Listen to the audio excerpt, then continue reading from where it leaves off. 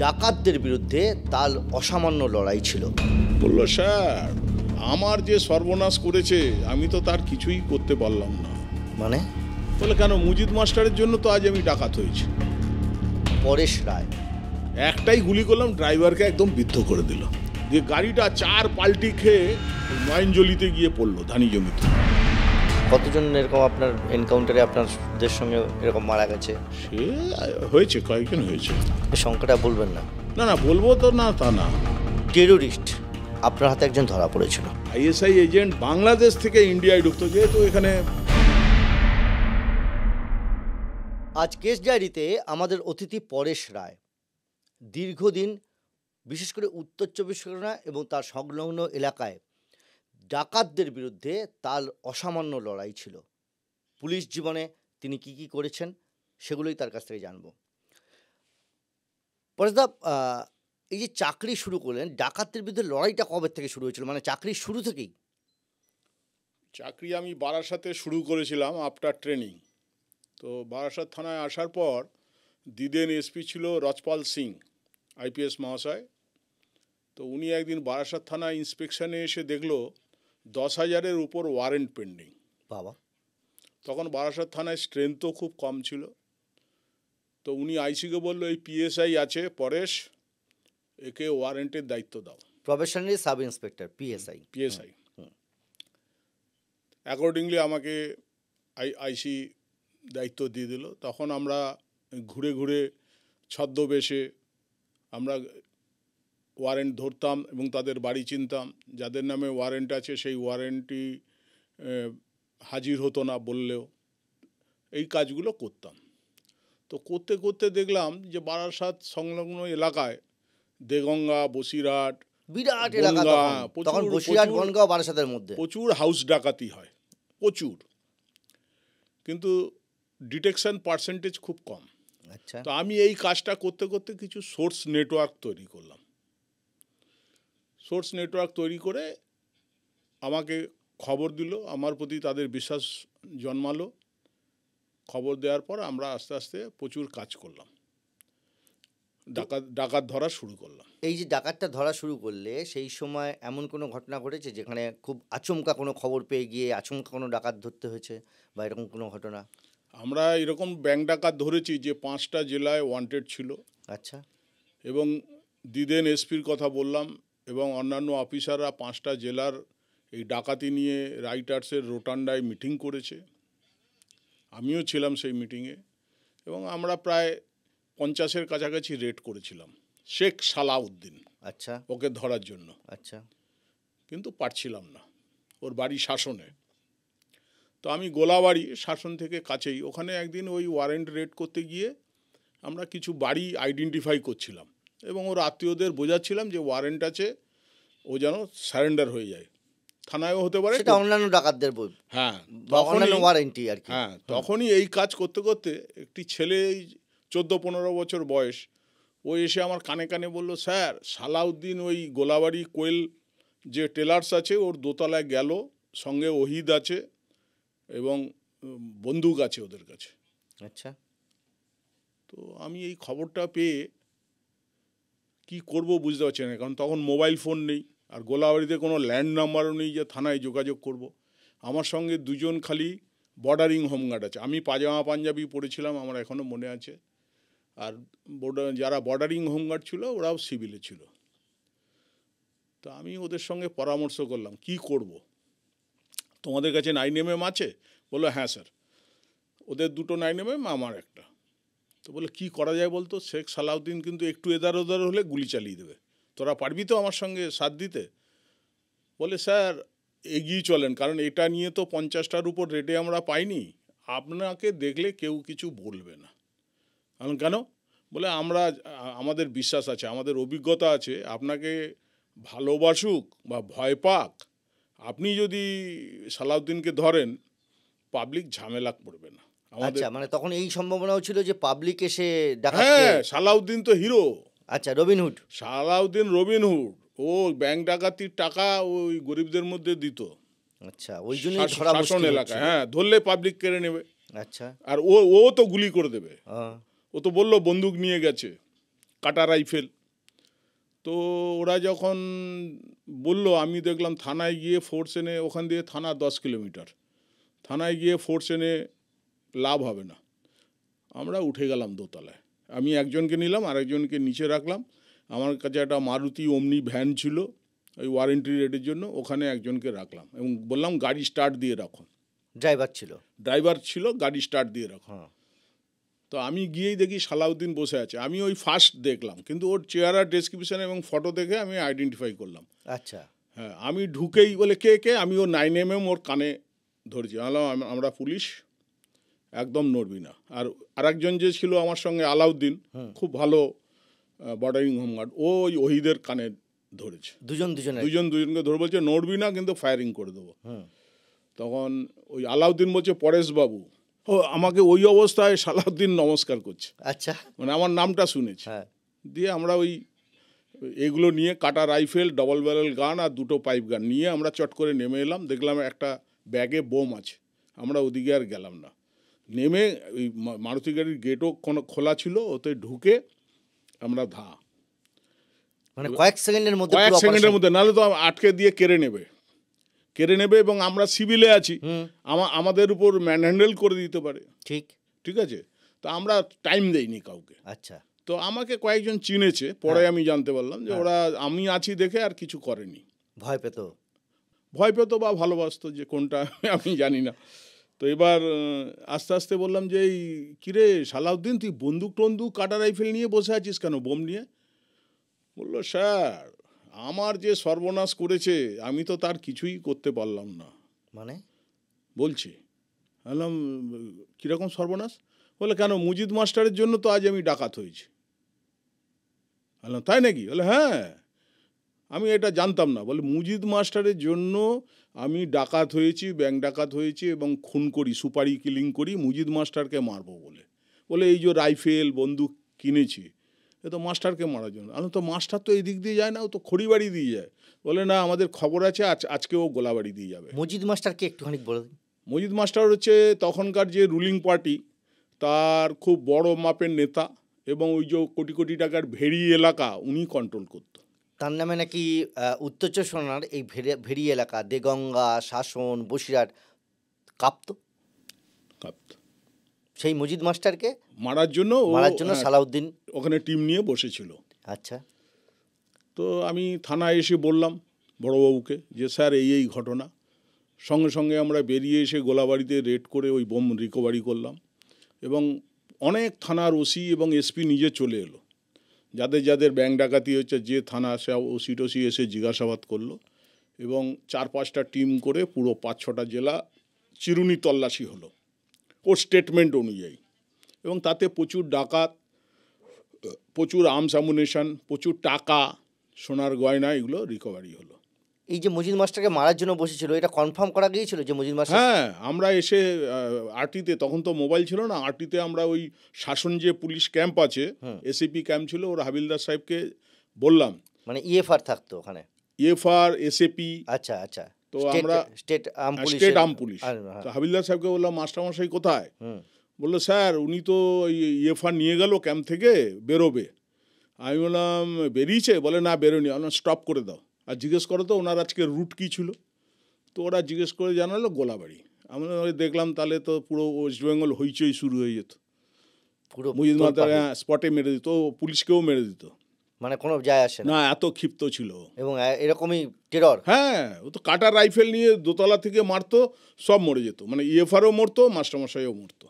আচ্ছা, কোনো অসুবিধা নেই। তো দেখলাম ঘটনাটা সত্যি, স্টেটমেন্টও মিলে যাচ্ছে, গোলাবাড়ি থেকে যাবে, কারণ ও রুট চেঞ্জ করতো।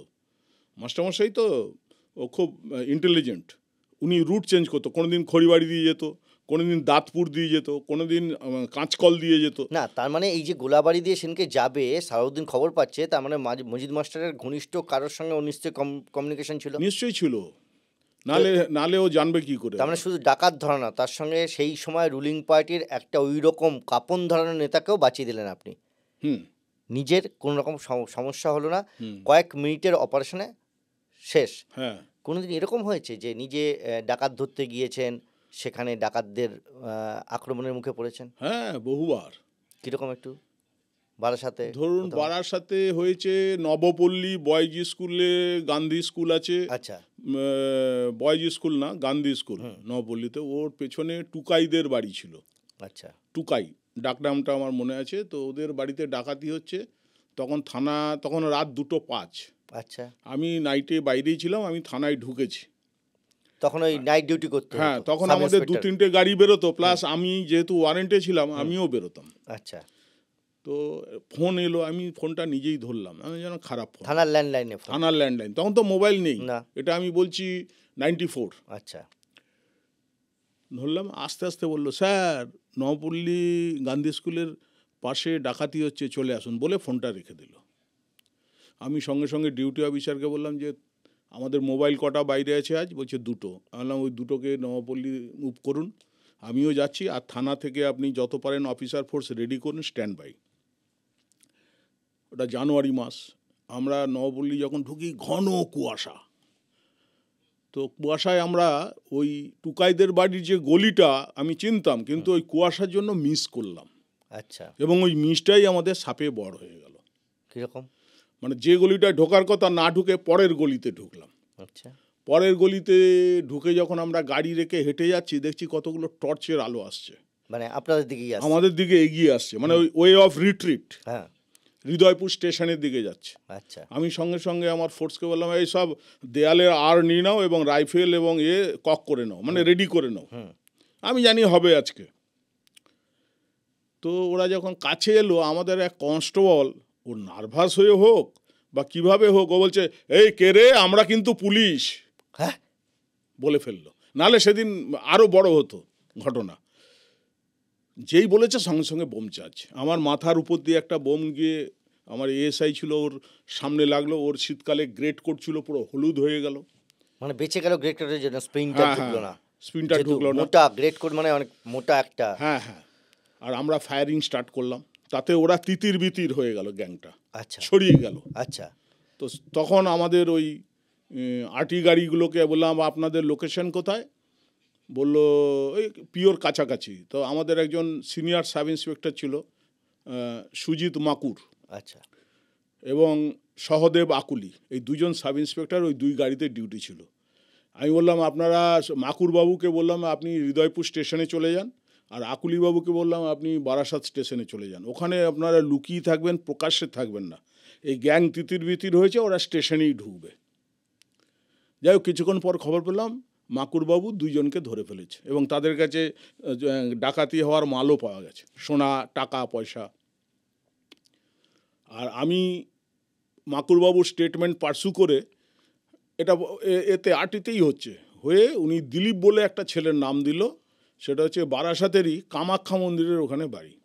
আমি টিম নিয়ে ওখানে চলে গেলাম। ওখানে গিয়ে আমি 4 জনকে, দিলীপকে প্রথমে ধরলাম, দিয়ে আরও 3 জনকে ধরলাম। তো এই গ্যাংটা ধরে আমরা দেখলাম বিশাল গ্যাং, উত্তর 24 পরগনায় ওরা তখন লাস্ট 15 দিনে 30-এর উপর ডাকাতি করেছে। বাপরে বাপ। মানে এক দিনে 2 জায়গায় 3 জায়গায় অবধি ডাকাতি করেছে। মানে এটা কি কোম্পানি খুলে ডাকাতি করার মতো? কোম্পানি খুলে ডাকাতি। নিমাই বিশ্বনাথের গ্যাং, রাধেশ্যাম হচ্ছে এদের টিম লিডার। আচ্ছা। তো খবর পেলাম যে বসিরহাটে ওরা আবার একটা ডাকাতি উইথ মার্ডারও করেছে। মানে আগে করেছে? না না, এই 2-3 দিন আগে। আচ্ছা। তো সঙ্গে সঙ্গে ওখানকার এসডিপিও, খুব সিনিয়র এসডিপিও শ্রী সুনীল হালদার, উনি টিম নিয়ে চলে এলো, এসে বলল, আপনি যে কি কাজ করলেন, আমরা একদম রাত জেগে জেগে শেষ হয়ে গেছি এই গ্যাংয়ের জন্য। আচ্ছা। তো আমি বললাম, স্যার এটা হচ্ছে ওই একটা গলি ভুল করার জন্য। বলে, কেন? আমরা যদি আমরা সঠিক গলিতে ঢুকতাম, ডাকাত তখন আমাদের থেকে 200 মিটার দূরে চলে যেত, মানে পেতাম না, কিন্তু আমরা ভুল গলিতে যাওয়ার জন্য মুখোমুখি হয়েছে। দিয়ে এবার আমরা জয়েন্টলি পুরো রেড করে গ্যাংয়ের, আমরা একজন বাংলাদেশ পালিয়ে গিয়েছিল, বাকি সবাইকে আমরা। এই যে বারাসাত এতদিন ধরে কাজ করেছেন, বারাসাতে তো বড় বড় কালী পুজো হয়, তো কালী পুজো তো একটা সময় ওখানে বিরাট গণ্ডগোল হয়েছিল, ওখানে কি 7 দিন 10 দিন ধরে ঠাকুর রেখে দেওয়া হতো, বিসর্জন দিতে দিত না, প্রচুর গণ্ডগোল, প্রচুর অশান্তি হয়েছে। তো এখানে কালী পুজো নিয়ে কোনো দিন কোনো গণ্ডগোল হয়নি, বা সেটা ফেস করেননি? অতি অবশ্যই ফেস করেছি, এবং ওয়েস্ট বেঙ্গলের সবাই জানে তখনকার দিনে যারা ছিল 94-এ ওখানে একটা ঘটনা ঘটেছিল। যেটা ব্রেকিং নিউজ হয়েছিল ওয়েস্ট বেঙ্গল ব্যাপী। কেন? সেটা হলো ওখানে একটি ক্লাব আছে, আমি নাম করছি না ক্লাবটার, তারা এখনও কালী পুজো যেহেতু করে, আচ্ছা, ঘটনাটা আমি বলছি। ওরা ওই বারাসাতে যে পাইকারি মাছের বাজার আছে ওখানে অন্ধ্র থেকে লরি আসতো। সব জায়গাতেই যেমন আসে হ্যাঁ, অন্ধ্রপ্রদেশ থেকে কিন্তু ওই মাছ আসে। লরিওয়ালারা চাঁদা দিত, কিন্তু ওই বছর ওদের ডবল চাঁদা করে দিল। আচ্ছা, তো ওরা দিতে পারবে না, এই করলো, তখন ওদের মারধর এই সব করা শুরু করলো। তো ওরা পুরো বাজার ফেলে থানায় চলে এলো, আচ্ছা, বারাসাত থানায়। তখন আইসি সাহেব ছুটিতে, তো আমার কাছে ওরা সব ডেপুটেশন দিল, তা আমি ওদের নিয়ে গেলাম, বললাম চলো। ততদিন আপনি সিনিয়র হয়ে গিয়েছেন, আমি 3 সিনিয়র বছর হয়ে পার গেছি, হয়ে গিয়েছেন। হ্যাঁ। দিয়ে তারপরে তখন আমি পিসি ইনচার্জ, আচ্ছা, মানে অন্য অফিসাররা যে যার হয়তো রেস্ট করছে, কেউ কেউ আটি ডিউটি করছে, কেউ ব্যস্ত, আমি একমাত্র খালি। পিসিটা একটু বলে দিই, প্লেন ক্লথ প্লেন ক্লথ, মানে যারা হ্যাঁ, হ্যাঁ। সিভিল ড্রেসে থাকবে এবং অপারেশনগুলো চালাবে। তো আমি আপনার কাছে এলো, আমি পিসি ইনচার্জ হওয়ার জন্য আমি গেলাম, হুম, গিয়ে আমি ওর সেক্রেটারিকে পেয়ে গেলাম ওই স্পটেই। হ্যাঁ, সেক্রেটারিকে গাড়িতে তুললাম, ও কেন, স্বীকারও মানে করছে মানে কি কারণে গ্রাউন্ড গাড়িতে জোর করে চাঁদা চাঁদা দেয়? জুলুম। আচ্ছা, এবার ও স্বীকারও করলো, বললো হ্যাঁ স্যার, এবার আমাদের একটু ঘাটতি আছে, একটু বাড়াবাড়ি করেছে, ক্ষমা করে দেবেন। তাহলে মারধর কেন করতে গেলে? যাই হোক, ওকে গাড়িতে তুললাম, তোলার পর ওদের প্রেসিডেন্ট এলো, সে আবার তখনকার দিনের যে রুলিং পার্টি তার ডিস্ট্রিক্ট কমিটির মেম্বার, বাবা, এবং লাইসেন্স রিভলভার এবং ওয়াকি টকি থাকতো তার কেন? কাছে। ও বাড়ার সাথে সবাই জানে। কেন, কারণ কি? তা আমি জানি না, ওয়াকি টকি কে দিয়েছে? ও নিয়েছে। মানে এই সরকারি না না না, প্রাইভেট ওয়াকি টকি পাওয়া যায় তো। হ্যাঁ, তাহলে সেই নিজের ওয়াকি টকি কার সঙ্গে কথা বলতো? তা আমি জানি না কি কার, আমি অত ডিটেলসে যাচ্ছি না, বুঝে নিতে হবে। আচ্ছা, মানে কোনোদিন এটা নিয়ে কোনো কেউ তদন্ত করেনি? না, তারপরে বন্ধ হয়ে গেল।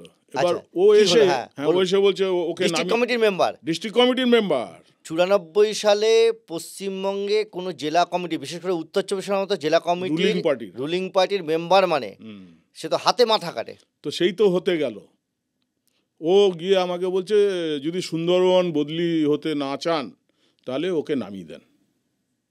পরে সবার আমি, সামনে? হ্যাঁ, সবার সামনে, আমরা মিটিয়ে নিচ্ছি ওদের সঙ্গে। তাহলে আগে মেটালেন না কেন? থানায় যাওয়ার পর পুলিশ আসবে, আপনি তারপরে মেটাবেন, এটা তো ঠিক না। যাই হোক, দু কথা এক কথা হয়, ও নিজে গাড়ি থেকে ওকে নামিয়ে নিচ্ছে, মানে পুলিশের জিপ থেকে? সেক্রেটারি, হ্যাঁ। তখন আমি, তার আগে আপনি মুখে বলেছেন যেটা হবে না, আমি না নিয়ে যাবো? না, অনেক বুঝিয়েছি, সে বুঝে না। কত লোকজন ঘিরে রয়েছে তখন আপনাকে? তখন 50-60 জন। আপনার সঙ্গে কতজন আছে? 2 জন, আপনি একা? আর 2 জন আমার কনস্টেবল। 2 জন কনস্টেবল। তো যখন নামিয়ে নিচ্ছে, আমি তো ওকে বারবার ওকে সাবধান করছি, করেনি। তখন ওকে কি বলতেন মানে নাম ধরে সাহেব স্যার বলতেন নাকি? কাকে? ওই যিনি ডিস্ট্রিক্ট কমিটির মেম্বার? না না, ওকে নাম ধরেই, মানে বাবু বলতাম, নামটা বলে বাবু বলতাম। স্যার বলার তো কোনো স্কোপ নেই। এবার না, জনপ্রতিনিধি ছাড়াও অনেক সময় আমি দেখেছি সেই সময় সিপিএম এর দণ্ডত্য আমি কোনোদিন করিনি, বারাসাতে সবাই জানে। আচ্ছা, যাই হোক, আমি ওকে একটা থাপ্পড় মেরে ওকেও গাড়িতে তুলে নিলাম। কি বলছেন? হ্যাঁ, বারাসাতে বাচ্চা থেকে বুড়ো সবাই জানে। তো মানে ওই ডিস্ট্রিক্ট কমিটির মেম্বারকে চড় মেরে দিলেন? চড় মেরে গাড়িতে তুলে নিলাম। আর তার সঙ্গে রিভলভার ওয়াকি টকি আছে, সঙ্গেই আছে, আমাদের কাছে তো 9mm। আচ্ছা, যাই হোক, তখন ওই রিভলভার কি লাইসেন্সড? হ্যাঁ, লাইসেন্সড। আচ্ছা, যাই হোক, তাহলে ওটা নিয়ে কিছু বলার নেই, আপনি তুলে নিলেন গাড়িতে। তারপর তুলে নিয়ে এবার ঘেরাও করলো ওরা, তখন লাঠিচার্জ করে বেরিয়ে এলাম। ওই 3 জন মিলে লাঠিচার্জ? হ্যাঁ, 2 জন, একজন তো আসামি পাহারা দিচ্ছে, হ্যাঁ, 2 জন লাঠিচার্জ করে বেরিয়ে এলাম।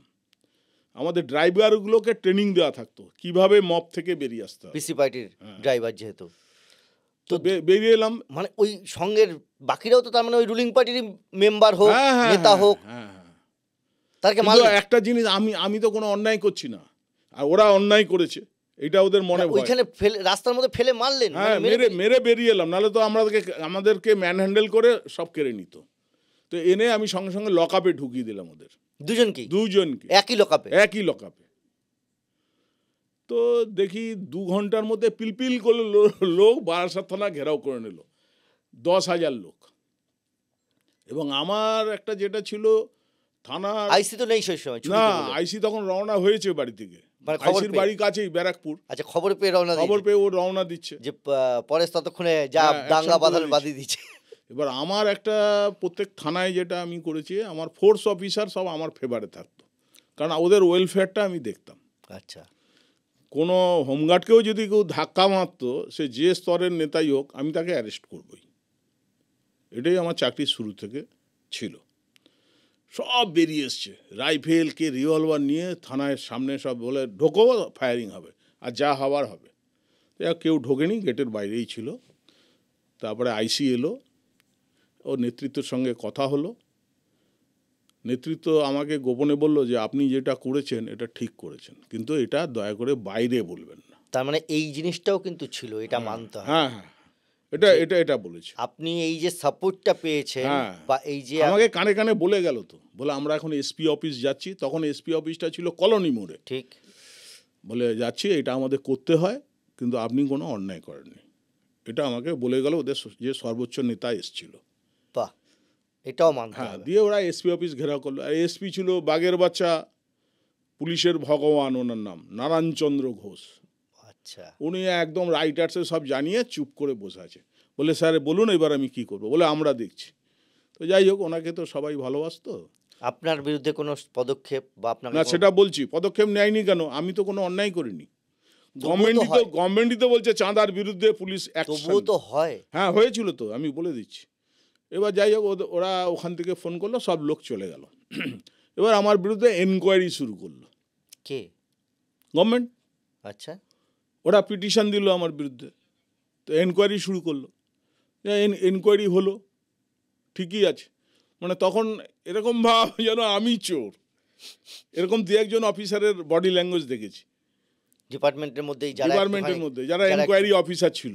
আচ্ছা, তো আমি তাদেরকে কথাও শুনিয়েছি, যতটা আমাদের ডিসিপ্লিন রেখে। এবং সবথেকে বড় কথা কি, তারা তো আপনার সিনিয়র। হ্যাঁ, অনেক সিনিয়র, আইপিএস। এবং সবথেকে বড় কথা কি, আমাকে আইসির ঘরে যখন ডাকা হয়েছে, দেখছি সব বসে আছে, মাঝবাজারের লোকও বসে আছে, এরাও বসে আছে। আমি ঢুকে দেখছি কোনো চেয়ার ফাঁকা নেই। আচ্ছা, আমি দাঁড়িয়ে আছি। তাহলে আমি চোর নাকি বলে ওই মাঝবাজারে যে সেক্রেটারি, ওকে এক থাপ্পড় মেরেছি। ওই হ্যাঁ, তোমাদের কথাই তো আমি করলাম। আমি দাঁড়িয়ে আছি, তোমার ভদ্রতা নেই যে একটু উঠে দাঁড়াও, যে স্যার বসুন। হ্যাঁ, আমার ভুল হয়ে গেছে স্যার। আর তখন যিনি এনকোয়ারি করছে তিনি বলছে আর একটা চেয়ার দাও, আর একটা চেয়ার দাও। তো এরকম পজিশনও আমি ফেস করেছি। না না, ফেস তো করেননি, আপনি তো ওদেরকে ফেস করিয়েছেন। এইরকম রাগী, এইরকম মেজাজিয়াব ছিলেন আপনি? হ্যাঁ, এ তো সবাই জানে আমাকে, তো আমি তো কোনো অন্যায় নেই আমার, যার জন্যই পেরেছি। ইনকোয়ারি কমিটির সামনে গিয়ে আপনি আরেকজন? হ্যাঁ, আমাকে দাঁড় করিয়ে রাখবে কেন? আমি কি চোর নাকি? তারপরে ওই ওকে থাপ্পড় মেরে উঠালাম, ও তখন সরি বললো। তোমাদের জন্য আমি আজকে এই জিনিস ফেস করছি, আর আমাকে তুমি উঠে দাঁড়িয়ে বসতে বলছো না। তারপরে এনকোয়ারি কি হলো? এনকোয়ারি তো হলো, ওই যে বললাম, সুদর্শন চক্র দিয়ে নারায়ণ ঘোষ সাহেব বললো আমার অফিসার কোনো অন্যায় করেনি, আমার গভর্নমেন্টের অর্ডার ও ক্যারি আউট করেছে, ও বলে দিল। আর নারায়ণ ঘোষ বলে দেয়া মানে, না এটাও তো ঘটনা, তার মানে ওই ব্যাকিংটাও আপনি পেয়েছেন? না, ব্যাকিং না, উনি যেটা বলেছে সত্য কথা। উনি কারো কাছে শিরদাঁড়াটা বিক্রি করেনি। নারায়ণচন্দ্র ঘোষ এরকমই লোক ছিল, খুব শান্ত লোক। কিন্তু উনি এইটা বলেছে যে পরেশ রায় কোনো অন্যায় করেনি, বাস। নারায়ণচন্দ্র ঘোষ বলা মানে কেস ডিসমিস। সব থেকে বড় কথা কি, ওই নারায়ণচন্দ্র ঘোষ তার 2 মাস পর আমাকে ওসি দেগঙ্গা করে দিল। কেন? ওখানে ডাকাতি আর রেপ বাড়ছিল। আমি বারাসাতে যেহেতু ডাকাতিটা থামিয়ে দিয়েছিলাম, সালাউদ্দিনকে অ্যারেস্ট করলাম, প্রচুর ডাকাত অ্যারেস্ট করলাম। দেগঙ্গায় আমাকে 1 ঘন্টার নোটিশে বললো তুমি দেগঙ্গায় এসে ওসি চার্জ নাও। আমি আমার আইসিকে জানালাম, সব আরটিতে, তখন তো নেই, মোবাইল ফোন নেই। আইসি আমাকে নিয়ে এসপি বাংলোয় চলে গেল, বলে স্যার ওকে ছাড়লে বারাসাত কী করে হবে, এত বিশাল এলাকা, কোনো দিকান্ত নেই, প্রচুর এফআইআর হয়। বলে কিছু করার নেই, আমি আর সহ্য করতে পারছি না। দেগঙ্গায় তখন ডাকাতি এবং তার সঙ্গে রেপ পরপর হয়ে যায়, মানে রেপ করে ডাকাতি, এরকম ডাকাতি করছে, যাওয়ার সময় মহিলাদের রেপ করে দিয়ে চলে যাচ্ছে। বাবা, বলে আমি হিউম্যান রাইটস গভর্নমেন্টের যে আমি সামলাতে পারছি না, ওকে দিতেই হবে, তোমাকে অন্য অফিসার দেব। যাই হোক, আমাকে দিল 1 ঘন্টার নোটিশে। 1 ঘন্টার নোটিশে আমাকে গিয়ে জয়েন করতে হলো, মানে সব ফেলে দিয়ে। তখন বললো ফ্যামিলি তুমি পরে এসে কেস ডায়েরি মেটাবে। আমার তো Family? কেস ছিল। ফ্যামিলি ফ্যামিলি আমার এতেই থাকে, কোয়ার্টারই থাকতো। ছেড়ে দিয়ে চলে গেলেন দেগঙ্গায়। হ্যাঁ, কি করবো, এসপির অর্ডার। তারপরে তারপরে ওখানে গিয়ে ওই আমাকে একটা ভালো অফিসার দিল নারায়ণচন্দ্র বাবু, শঙ্কর চৌধুরী, এখন এসটিএফে আছে, ডিএসপি। হুম। ওকে সন্দেশখালি থেকে তুলে, ওর তখন ওই পিএসআই পর্বটা শেষের দিকে, আচ্ছা বলো ও এক পরেশ তো আছে, কিন্তু ওকে একটা অফিসার দিতে হবে, Fresh. বয়স্কদের নিয়ে তো কাজ করতে পারবে না। খুব জুডিশিয়াস ম্যান ছিল উনি, গত বছর মারা গেল। নারায়ণবাবু মারা গেছে। আমরা গিয়েছিলাম সব, হুম স্মরণ সভা হয়েছিল। ঠিক। তো ওই শঙ্কর আর আমি কি করলেন ওখানে? ওখানে আমাদের ওই সোর্স নেটওয়ার্ক, তারপরে ধার ধার হ্যাঁ, দাঁড়াদার ঘর, যাদের পাচ্ছি না ঘর ভাঙি, লেবার দিয়ে ভেঙে দিচ্ছি ঘর বাড়ি। মানে এ আবার কি? ডাকাত আটকাতে হবে এ তো। তো উত্তরপ্রদেশে বুলডোজার না, একদম ওই কত বছর আগে? হ্যাঁ, এসপির যে সুদর্শন চক্র, এসপির সঙ্গে কথা বলে নিয়েছিলাম যে স্যার ডাকাত চোর পুলিশ খেলে কি হবে। নদীতে করে যাচ্ছি গাংনিয়া গ্রাম, হুম থানা থেকে হাড়োয়ার বর্ডার, হুম মানে বাংলাদেশ বর্ডার। হ্যাঁ, আমাদের দেখছে নদী দিয়ে নামছি, ওরা পালিয়ে যাচ্ছে। স্যার এ করে কি হবে, ভেঙে দিচ্ছি, আপনি সামলান হিউম্যান রাইটস বা কেস। যাই হোক, উনি সামলালো। ওদের সর্দার ছিল ভূত, শফিকুল ইসলাম এলায়েস ভূত। ভূত কেন? ওর ডাক নাম ভূত, মানে ভূতের মতো ভূতের মতো চেয়ার। খুঁজে পাওয়া যেত না, তারপরে ধরলাম অনেক ডাকাত, কিন্তু হ্যাঁ। ভূতকে ধরতে পারলাম না। এই করতে করতে করতে একটা সোর্স আমাদের বললো স্যার ও চাকলা মন্দিরের পেছনে আমবাগানে বসে আছে, গ্যাং নিয়ে প্ল্যান করছে কীভাবে আবার ডাকাতি করবে। তো আমরা সঙ্গে সঙ্গে ম্যাটাডোর নিয়ে ছদ্মবেশে লেবার ফেবার সেজে গেলাম, 3 দিক দিয়ে ঘিরলাম। এই যে ডাকাত ধরতে সবসময় কি ছদ্মবেশে যেতে হতো? হ্যাঁ, নাহলে তো দেখলে তো ওরা পালাবে ছুটে, আর ওদের সঙ্গে আমরা ছুটে পারবো না। বাস ঘেরার পর দেখি ভূত, এই যে ছুটে পারবে না কেন? কি ওরা প্রাণ বাঁচানোর জন্য দৌড়োয়? আর প্রাণ, আর ওদের চেহারা তো স্লিম, ওদের চেহারা স্লিম। আপনারও তো সেই সময় স্লিম চেহারা ছিল। স্লিম হলেও আমাদের সবার তো নয়, আচ্ছা ঠিক আছে। আর ওরা প্রাণ বাঁচানোর জন্য পালাচ্ছে, আর আমরা আসামি ধরার জন্য দৌড়াচ্ছি, দুটোর মধ্যে পার্থক্য আছে তো। যাই হোক, দেখলাম ভূত আমার দিকে একটা বোম চার্জ করলো, আচ্ছা সঙ্গে সঙ্গে ফায়ারিং করলাম, ওর হাঁটুতে গিয়ে লাগলো গুলি, ধরা পড়ে গেল। এবার বাকি যেগুলো ছিল ওগুলোকেও আমরা ধরে ফেললাম, সব স্বীকার করলো। সেই বুলেট হেড এখনও আছে। আমি যখন সেকেন্ড টাইম দেগঙ্গা গেলাম ওই ডিএসপি প্রমোশনের আগে, দেখি ওই ভূত হাজির। আচ্ছা, তারপর থানায়। ডাকাতি করা ছেড়ে দিয়েছে?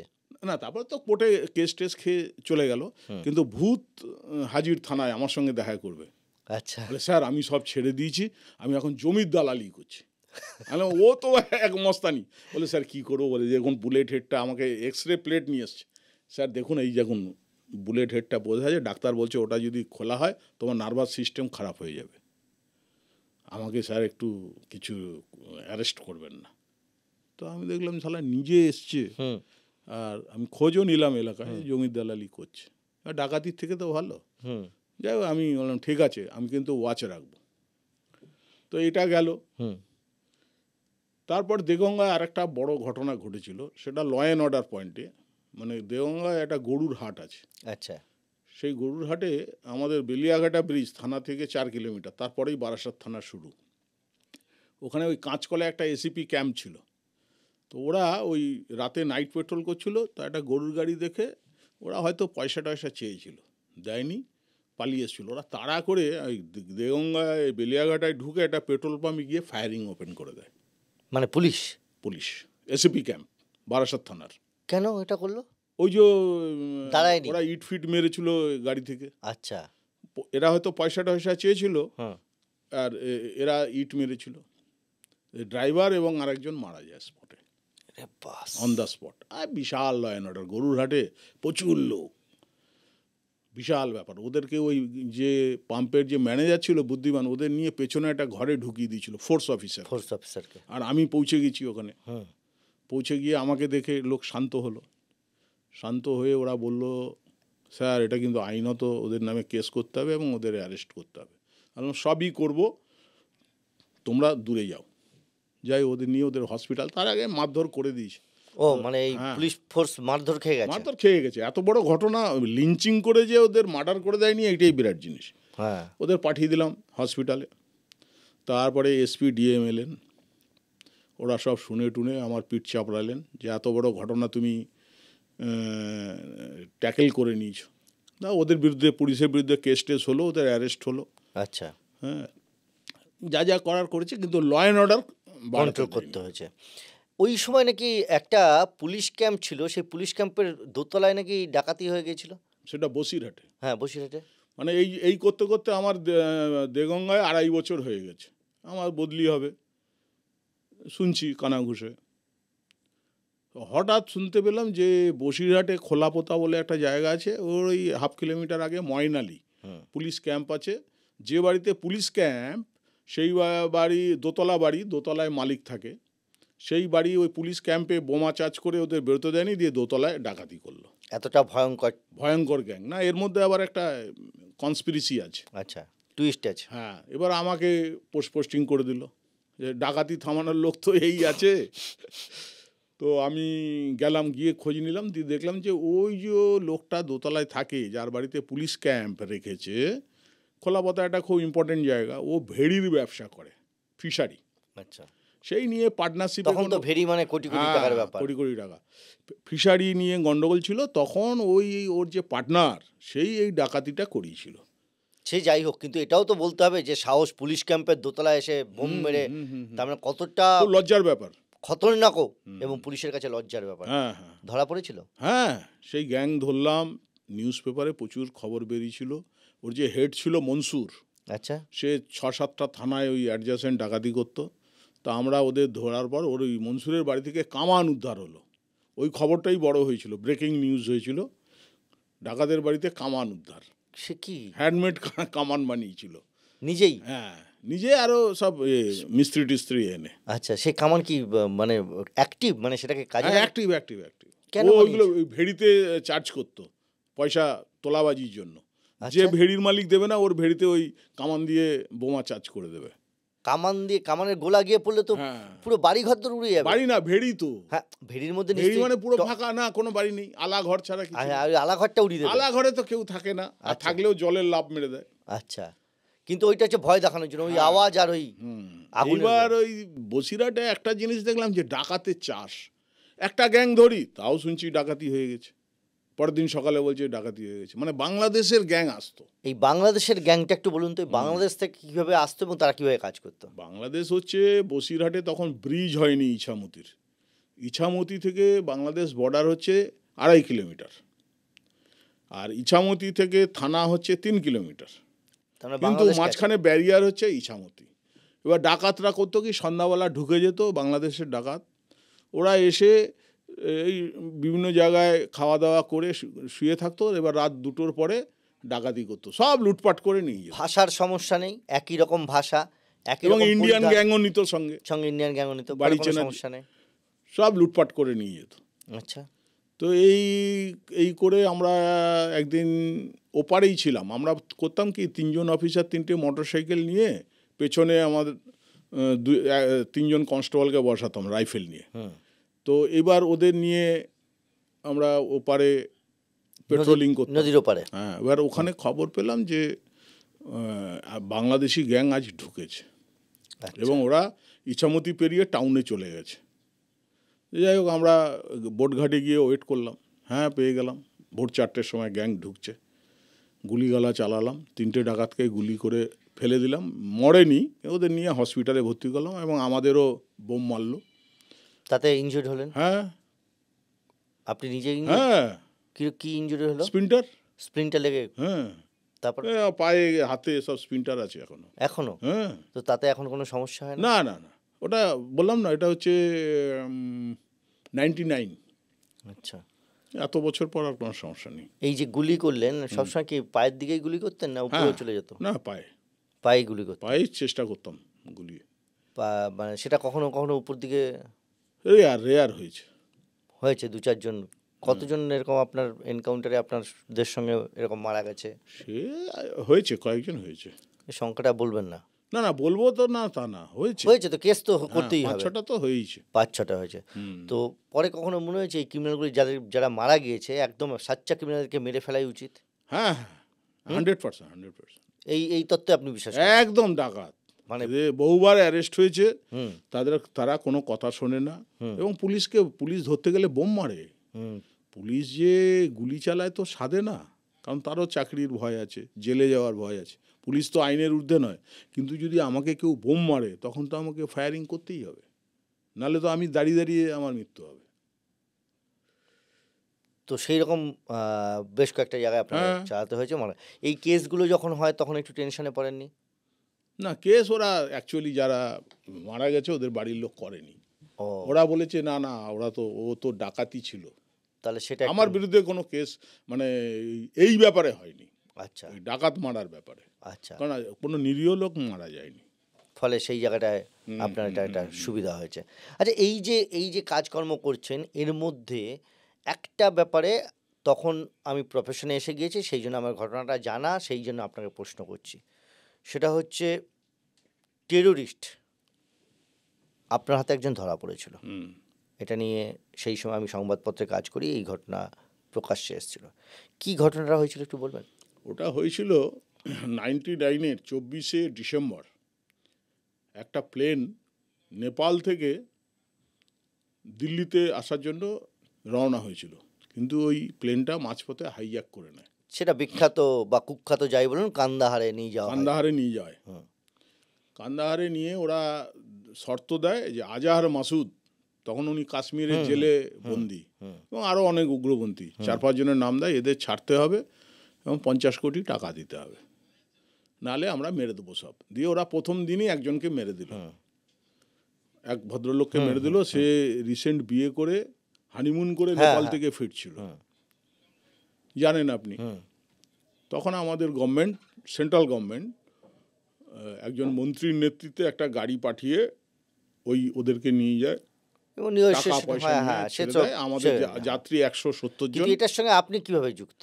না বলছে এবার আমার তখন যিনি এসপি সাহেব ছিলেন শ্রী কুলদীপ সিং, উনি লাস্ট সিআরপিএফ এর ডিজি থেকে রিটায়ার করে এখন সিআরপিএফ এমএনআই এর ডিজি ছিলেন, এখন হচ্ছে মণিপুরের এসএসএ।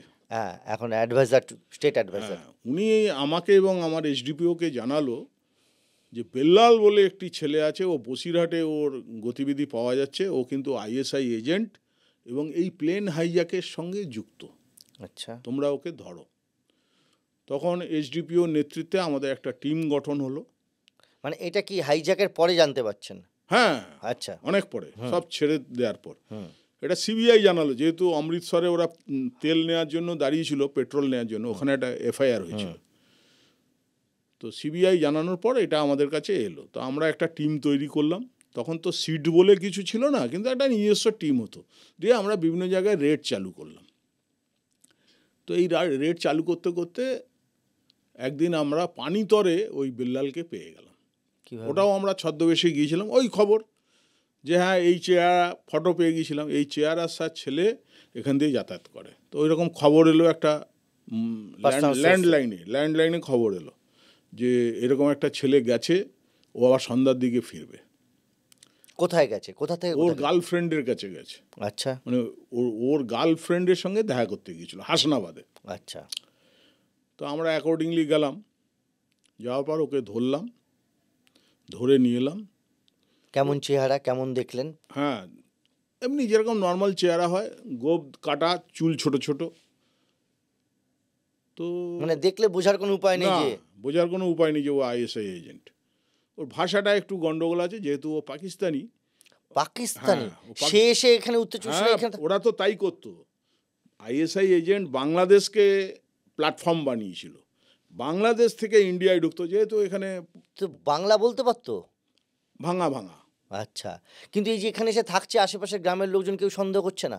সন্দেহ মানে কি, হাসনাবাদে সে একদম অজ পাড়া গায়, সেখানে এক গার্লফ্রেন্ড কীভাবে জুটেছে সেখানে যেত, কে কার খোঁজ রাখে। না, গ্রামের মানুষ তো সাধারণত একটা সেই সেন্সিটিভিটি তো ছিল না। তখন পরে ছিল। আমরা আরজি কমিটি করে এগুলো জানালাম যাই হোক, যে তারপরে অস্বাভাবিক। তারপরে তারপরে ধরার পর ও সব স্বীকার করলো। 28টা ব্লাস্টে ও অংশগ্রহণ করেছিল ইন্ডিয়ায়, 28টা ব্লাস্ট। সোয়াই মানসিং স্টেডিয়াম, দিল্লিতে একটা বাস ব্লাস্ট হয়ে 28 জন মারা গেছিল, এই ধরনের সব বড় বড় খবর। তখন সব আসা শুরু করলো ইন্ডিয়ার। এই বিলালকে ধরলেন আপনি? হ্যাঁ, ধরে কোথায় নিয়ে এলেন? থানায়? থানায় নিয়ে এলাম। হ্যাঁ, আমাদের এসপি সাহেব, অন্যান্য যারা আছে সবাই এসে গেল, অ্যাডিশন এসপি। তখন আমি বিল্লালকে জিজ্ঞেস করলাম, এই তোর চেহারাটা খুব চেনা চেনা লাগছে, তোর সঙ্গে কি আমার কখনো দেখা হয়েছিল? বলে, স্যার আপনি আমাকে চিনতে পারছেন না? না। এটা কি বাংলায় বলছে না হিন্দি মেশানো? ওই ভাঙা ভাঙা। হুম। না তো। বলে, স্যার আপনি দেগঙ্গায় থাকতে আমাকে ধরেছিলেন না? 9mm ছিল 2টো। বলে, হ্যাঁ নানু মিয়া। বলে, আমি তো সেই নানু মিয়া। তুই নানু মিয়া? বলে, হ্যাঁ, আমার সঙ্গে একজন আফগানিস্তানের ক্রিমিনাল ছিল, এখানকার একটা ক্রিমিনাল ছিল। তা তোর গোপ কোথায়, সেই মোচ? বলে, স্যার তারপর থেকেই আমি জেল থেকে বেরিয়ে, তারপরে আমি 2 বছর মতো জেলে ছিলাম, জেল থেকে বেরিয়ে মোচ কেটে দিয়েছি, চুল ছোট ছোট করে দিয়েছি, এই জন্য স্যার চিনতে পারেননি আপনি।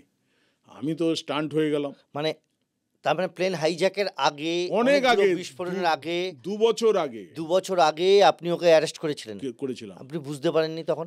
আমি শুধু না, আমার যেহেতু 9mm এবং আফগান ন্যাশনাল ছিল, আমাদের আইবির ডিআইজি, আমাদের সিআইডি ডিআইজি সবাই এসেছিল বারাসাত থানায়, এবং ওকে নিয়ে যাওয়া হয়েছিল ইন্টারোগেশনের জন্য।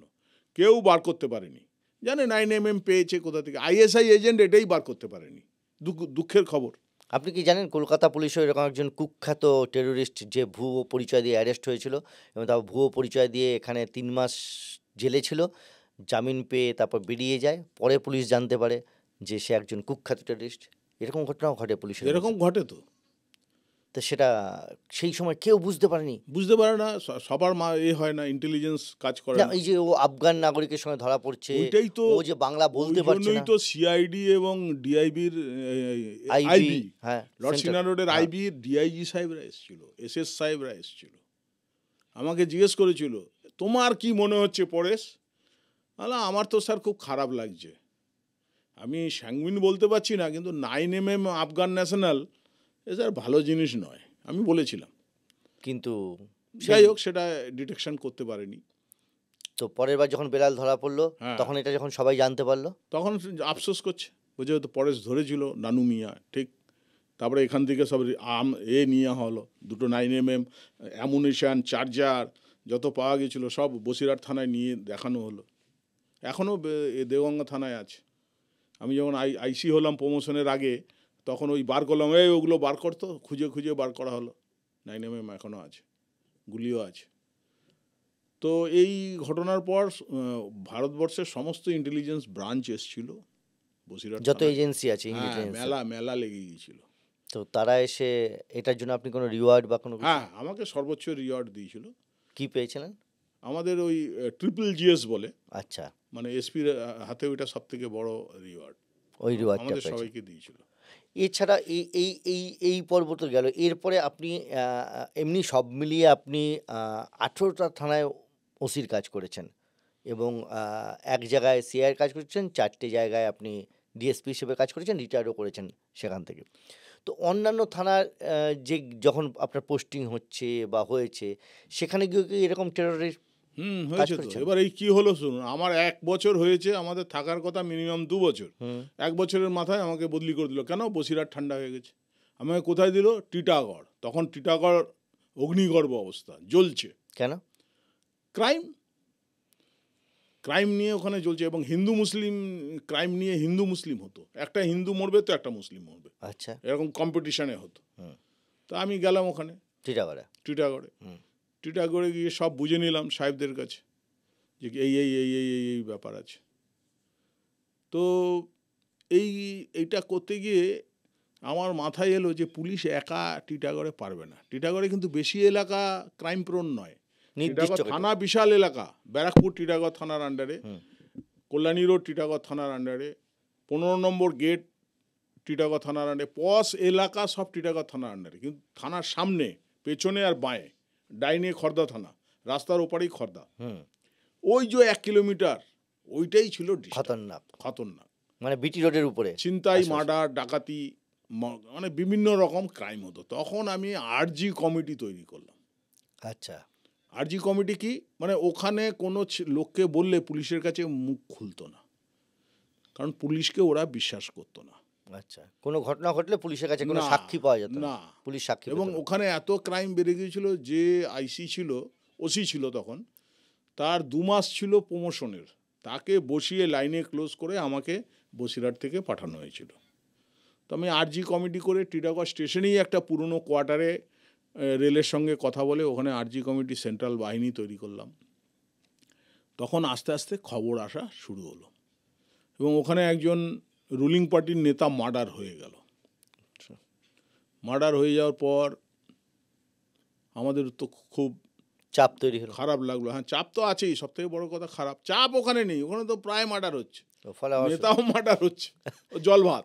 আচ্ছা, কিন্তু নিজেদের খারাপ লাগছে। হ্যাঁ, দিয়ে আমরা একটা টিম করে এসডিপিওর নেতৃত্বে ডক্টর হুমায়ুন কবির, উনি ছিলেন এসডিপিও ব্যারাকপুর, ব্যারাকপুর, ওনার আন্ডারে টিটাগড় থানা, ওনার নেতৃত্বে আমরা একটা টিম তৈরি সেও করে। তো ভয়ঙ্কর, হ্যাঁ, সেও এরকম ভালো ভালো অফিসার, হ্যাঁ? ভালো অফিসার। গুলি ফুলি চালানো একদম, হ্যাঁ, গুলি চালানো প্লাস হচ্ছে উনি অপারেটিভ, হ্যাঁ দিত, হুম, সাপোর্ট দিত। ঠিক গুড গুড ফেতে যে ভুল হয়ে গেল সাপোর্ট দিত। ঠিক। কারণ আমি যে 10টা কাজে 10টাই ঠিক করব এরকম গ্যারান্টি নেই তো। তারপর ওখানে কি করলেন? ওনার নেতৃত্বে রেড হলো 2-3টে জেলায়, 3-4টে টিম করে, দিয়ে আমরা মোট 32 জনকে অ্যারেস্ট করে আনলাম, সব নোটোরিয়াস ক্রিমিনাল। আচ্ছা, এ বলে আমায় দেখ, তো ও বলে আমায় দেখ। তো আমার মাথায় একটা বুদ্ধি এলো, ওর মধ্যে প্রায় অর্ধেক হিন্দু এবং মুসলিম ছিল আচ্ছা, ক্রিমিনাল। মানে ধরার সময় কি এই যে balance- ক্রিমিনালিটি নিয়ে মার্ডার হচ্ছে, ডাকাতি হচ্ছে, আমি যে 32 জন পেলাম, 15-16 জন হিন্দু ছিল, 15-16 জন মুসলিম ছিল। মানে সেটা কি ব্যালেন্স করে ধরেছিলেন না না এমনি? না, নর্মাল কোর্সে, আচ্ছা, নর্মাল কোর্সেই পেয়ে গেলাম। ঠিক, ব্যালেন্স করে তো ধরা যায় না, ডাকাত, ক্রিমিনাল, মার্ডারার, খুনি। তো আমি সাহেবদের বললাম যে স্যার একটা এদের প্যারেড করিয়ে দিই। হাসছে তখন, বললাম না, এখানে লোকের স্যার পুলিশের প্রতি বিশ্বাস নেই, এইটা যদি আমি প্যারেডটা করিয়ে দিতে পারি তাহলে কিন্তু বিশ্বাস এসে যাবে এবং টিটাগড় নিয়ে আপনাদের চিন্তা করতে হবে না। তো বলে করো। ওই হুমায়ুন কবির, হ্যাঁ, কিন্তু ওনারা এলো না, কারণ আমি বিপদে পড়লে তো ওনারা বাঁচাবে। ঠিক। কারণ প্যারেড করাতে গিয়ে যদি ছবি তুলে নেয় কেউ, তাহলে তো হিউম্যান রাইটসে আমাকে শেষ করে দেবে। আচ্ছা, আমি তো আইনের বাইরে সেটা গিয়ে জেনেও করছেন, পাবলিক ইন্টারেস্টে করছি জেনেও। আচ্ছা, তার মানে কিছু কিছু প্যারেড মানে জায়গায় কি, ওদেরকে ফ্রক জ্যাম, ঘুটনা ওঠাও, যেগুলো আমাদের পুলিশ ট্রেনিংয়ে শেখায়, কায়িক পরিশ্রম। হ্যাঁ, তারপরে ওদেরকে ব্রিফ করে দিলাম সব জায়গায় হাত জোর করে ক্ষমা চাইবি টিটাগড়বাসীর কাছে। মানে রাস্তা দিয়ে এই সব 32 জনকে নিয়ে 32 জনকে নিলাম, আর আমি প্রায় 100 পুলিশ নিলাম, চারদিকে ঘেরা, চারদিকে রাইফেল দিয়ে ঘেরা, নাহলে বোম চার্জ করে দেবে তো, আচ্ছা। ওদেরই সাঙ্গপাঙ্গরা করে দেবে।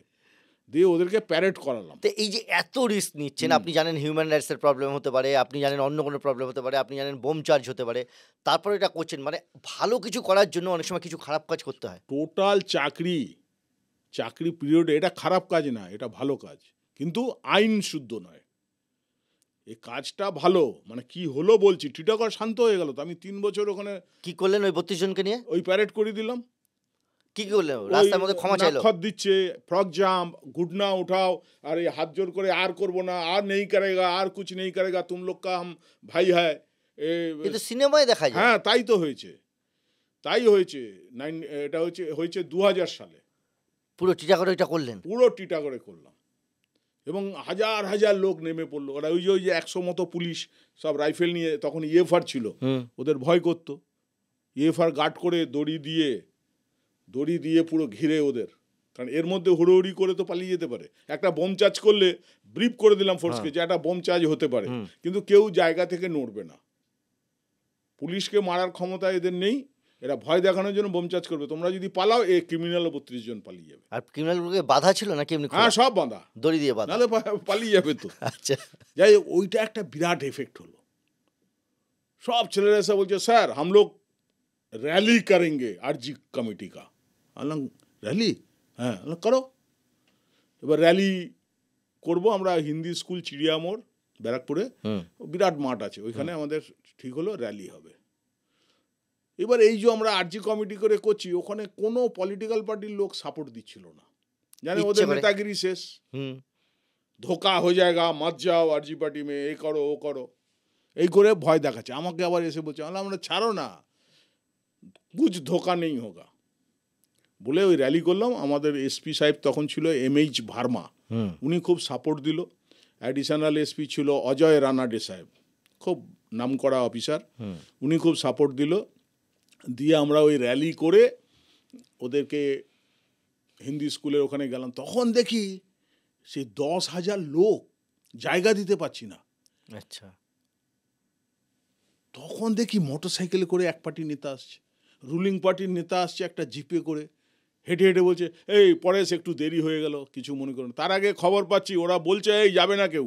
যখন দেখছে আপামর জনসাধারণ ঢুকে গেছে, সব বুদ্ধিজীবীরা চলে এসছে, ওরা তো বিরক্ত টিটাগড় নিয়ে। সত্যি তো ভালো মানুষ টিটাগড় তো। আর জগদ্দল এই দুটোই থানাই তো আছে ওয়েস্টবেঙ্গলে সব থেকে ডিস্টার্ব। ওরা আসছে যখন, তখন ওরা খবর পাচ্ছে আরে না গেলে তুমি বিরাট লস করবে, সব চলে এলো।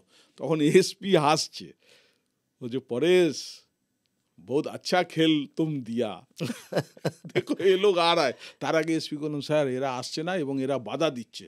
যখন দেখলো মাঠ কানায় কানায় পূর্ণ, চিড়িয়া মোড় ভর্তি, তখন এরা আসা শুরু করে। তার মানে আপনি কি তখন পুলিশ থেকে নেতা হয়ে যাচ্ছিলেন? না, ওটা আমি কখনোই ভাবিনি, কিন্তু এমএলএ এমপি অল পলিটিক্যাল পার্টির লোক যারা আসতে চাইছিল না তারা এসে গেল এবং বিরাট সাকসেস। তারপর আরও ঠান্ডা হয়ে গেল টিটাগড়। টিটাগড়ে এই মার্ডার খুন এগুলো সব বন্ধ হয়ে গেল, যেটা নিয়ে ওখানে এমএলএ এমপি হ্যাকেলড হয়েছিল। ऑल पॉलिटिकल पार्टी ले आया तो तुम लोग क्या कर रहा है, ये चल रहा है, गुंडा राज चल रहा है এইসব বলতো। যাই হোক, এটা এ ঘর কল্যাণী রোডে আমাদের শুরু হলো ওই গাড়ি থামিয়ে ডাকাতি। আচ্ছা, বা কোনো গাড়ির মাল কেটে নিয়ে ডাকাতি। আচ্ছা, মানে রানিং গাড়ি দাঁড় করিয়ে দিত, দিয়ে পেছন থেকে মাল নামিয়ে নিত, বা গাড়ি দাঁড় করিয়ে অ্যাম্বাসাডারের সব বাড়ির সোনা গয়না টাকা পয়সা নিয়ে লুট করে ছেড়ে দিত। এটা হচ্ছে টিটাগড় থানা থেকে অন্তত 14 কিলোমিটার। মাঝখানে আবার 15 নম্বর রেল গেট আছে। এই যে এখন যে ফ্লাইওভার হয়েছে তখন ছিল না, এই এক যন্ত্রণা। তো আমরা ওপাশে একটা গাড়িও রাখলাম, গাড়ি ঘোড়া তখন এত ছিল না এখনকার মতো, যাই হোক কষ্ট করে রাখলাম, কিন্তু কিছুতেই আটকানো যাচ্ছিল না, এই বেরিয়ে গেল বাস হাওয়া। তো এই করতে করতে একদিন ওই 10টা নাগাদ আমিও আছি ওপারে এই যন্ত্রণার জন্য। তো হঠাৎ বললো স্যার এই 407 একটা বেরিয়ে যাচ্ছে ডাকাতি করে। সঙ্গে সঙ্গে আমরা ব্যারিকেড দিয়ে দিলাম কল্যাণী ওই চৌমাথায়। সে ব্যারিকেড ভেঙে বেরিয়ে গেল। মানে নাকা যেরকম করা হয়, হ্যাঁ, ভেঙে বেরিয়ে গেল ওই 407 গাড়ি। হ্যাঁ, আমরা পেছন পেছন গেলাম। না, সামনে পুলিশ দাঁড়ানো ছিল না ব্যারিকেডের সামনে? হ্যাঁ ছিল তো। মানে তাদের কেউ ইনজুরি হলো না, সব সরে গেল? দেখছে তো আমাদের পোশাক পরা আছে, তারপরেও চালিয়ে। হ্যাঁ, নালে ওরা তো জানে যে নালে আমাদেরকেই মেরে দেবে পুলিশ। আচ্ছা, তো আমরা পেছন পেছন তাড়া করলাম। আমি সঙ্গে সঙ্গে আরটিতে বারাসাত কন্ট্রোলকে জানালাম যে এরকম ডাকাতি করে গাড়ি যাচ্ছে, আমি পেছনে আছি। সেই সময় এই যে কদিন আগে বেরোলো এইচডিপিও বারাসাত শ্রী কল্যাণ মুখার্জি, উনি রাউন্ডে ছিল, আমাদের রাউন্ড ডিউটি হয়। তো উনি ওই গিয়ে হেলাবরতলায় দাঁড়ালো, মানে যেখানে এসে কানেক্ট করছে ওই রাস্তাটা, হেলাবরতলায় দাঁড়ালো। ওনারও ব্যারিকেড উড়িয়ে দিয়ে ওরা বাঁ দিকে ঢুকে গেল, আমিও পেছনে। আচ্ছা, মানে এবার ওরা ন্যাশনাল হাইওয়ে রাইফেল নিয়ে, কনস্টেবল থেকে রাইফেল নিয়ে নিয়েছি। আমি জানি 9mm কাজ হবে না, কিন্তু মারতে পারছি না, কারণ নিরীহ লোক মারা যাবে। চারিদিকে লোক, রাত্রেবেলায় তো, হ্যাঁ রাত 10টা নাগাদ। তখনও রাস্তায় লোক ছিল, রাস্তায় গাড়ি যাচ্ছে, লোক যাচ্ছে। তারপরে ওই ময়নাহাট NH-34 ময়নাহাট পেরিয়ে একটু ফাঁকা পেলাম, কল্যাণবাবু আমার সঙ্গে পেছনে আছে, গুলি করলাম ওই রাইফেল দিয়ে। হ্যাঁ, একটাই গুলি করলাম, ড্রাইভারকে একদম বিদ্ধ করে দিল। কি করে? পিছনে তো আপনি ছিলেন, পিছনে ড্রাইভারকে কি করে মারলেন? ওই গাড়ির যে আছে বডি, ও ছাঁদা করে ঢুকে গেছে। 303 রাইফেল তো, ওই জন্য তো বললাম 9mm কাজ হতো না। 9mm ওখানে লেগে কাঠে লেগে রিটার্ন এসে যেত। আপনি একদম পিছন থেকে মারলেন না গাড়িটা পাশে পাশে গিয়ে মারলেন? কাছাকাছি গিয়ে। আচ্ছা, মুখ বের করে, যেখান থেকে আর কি ড্রাইভারকে টার্গেট করা যায়। আমি দিলাম ড্রাইভারকে না মারতে পারলে হবে না। দিয়ে গাড়িটা 4 পাল্টি খেয়ে ওই নয়নজলিতে গিয়ে পড়লো, ধানি জমিতে। কল্যাণবাবু এসে গেল, আমরাও নামলাম, দেখি ওটা গ্যাসপিং করছে। আচ্ছা, মানে খাবি খাচ্ছে। ওকে পাঠিয়ে দিলাম হসপিটালে। আর দুটো দেখলাম ওদের পাটা ভেঙে গেছে, ওরা পড়ে আছে। আর বাকিগুলো সব ধানি জমিতে নেমে পালিয়ে গেল। গাড়ি থেকে কি কি রিকভারি হলো জিনিসপত্র? গাড়ি থেকে তো ওরা তো মেন নিয়েছিল সোনা আর টাকা। আচ্ছা, সেই সোনা টাকা কিছু পাওয়া গেল, আর বাকিরা নিয়ে চলে গেল। ভয়ঙ্কর, ভয়ঙ্কর। তখন এই দুটোকে হসপিটালে ভর্তি করলাম। এদের তো একটার পা 2 পা কেটে বাদ দিতে হলো, আর একটার 1 পা কেটে বাদ দিল, আর ওই ড্রাইভারটা মারাই গেল। আজীবনের জন্য ডাকাতি শেষ। আজীবনের জন্য ডাকাতি শেষ। এবং ওইটা শুনে কল্যাণী রোডে আমার ডাকাতি বন্ধ হয়ে গেল। আরও একটা ঘটনা আছে এই ধরনের। এসডিপিও কল্যাণী ছিল শ্রী প্রসূন বন্দ্যোপাধ্যায়, যিনি কিছুদিন আগে ভলান্টারি রিটায়ারমেন্ট। চাকরি ছেড়ে ইলেকশনে লড়লেন। উনি আমাকে হঠাৎ ফোন করেছে, তখন বাজে 12:30। বলছে আপনি কোথায় আছেন? আমি স্যার রেডে আছি। কোথায়? টিটাগড়ে। বলছে আপনি তাড়াতাড়ি কল্যাণী রোডে আসুন, আমি একটা গাড়ি, তার ওই গরু চুরি হতো কল্যাণী থেকে, প্রচুর গাড়ি ওই গরু ছেড়ে রাখতো কল্যাণীতে, তখন নিউ টাউন হয়নি। আচ্ছা, পরে নিউ টাউনে গরু চুরি হতো, ওই কল্যাণী থেকে গরু চুরি হতো। উনি একটা গরুর গাড়ি ওই নাইট রাউন্ডে ছিল, তাড়া করেছে, তো ওনাকেও একটা বোম মেরেছে। আচ্ছা, তো হ্যাঁ, তো আমরা তখন এসে ওই কল্যাণী রোডে থাকলাম, ওই সেম ব্যারিকেড নিয়ে ভেঙে নিয়ে পালালো। তো আমরা পেছন পেছন ফলো করলাম, দেখলাম প্রসূনবাবুও আসছে। প্রসূনবাবু আমাকে এই যে জুরিসডিকশন চেঞ্জ করে যাচ্ছেন, অসুবিধা নেই, পুলিশে জুরিসডিকশন বলে কোনো নেই, এফআইআর এর জন্য জুরিসডিকশন। কিন্তু আমি যে কোনো এলাকায় গিয়ে ক্রাইম ওয়ার্ক করতে পারি। আমি এফআইআর এর রিলেটেড কোনো আসামি আমি কাশ্মীরে গিয়েও ধরতে পারি। আমরা লোকাল থানাকে জানাই কেন? যাতে ল অ্যান্ড অর্ডার না হয়।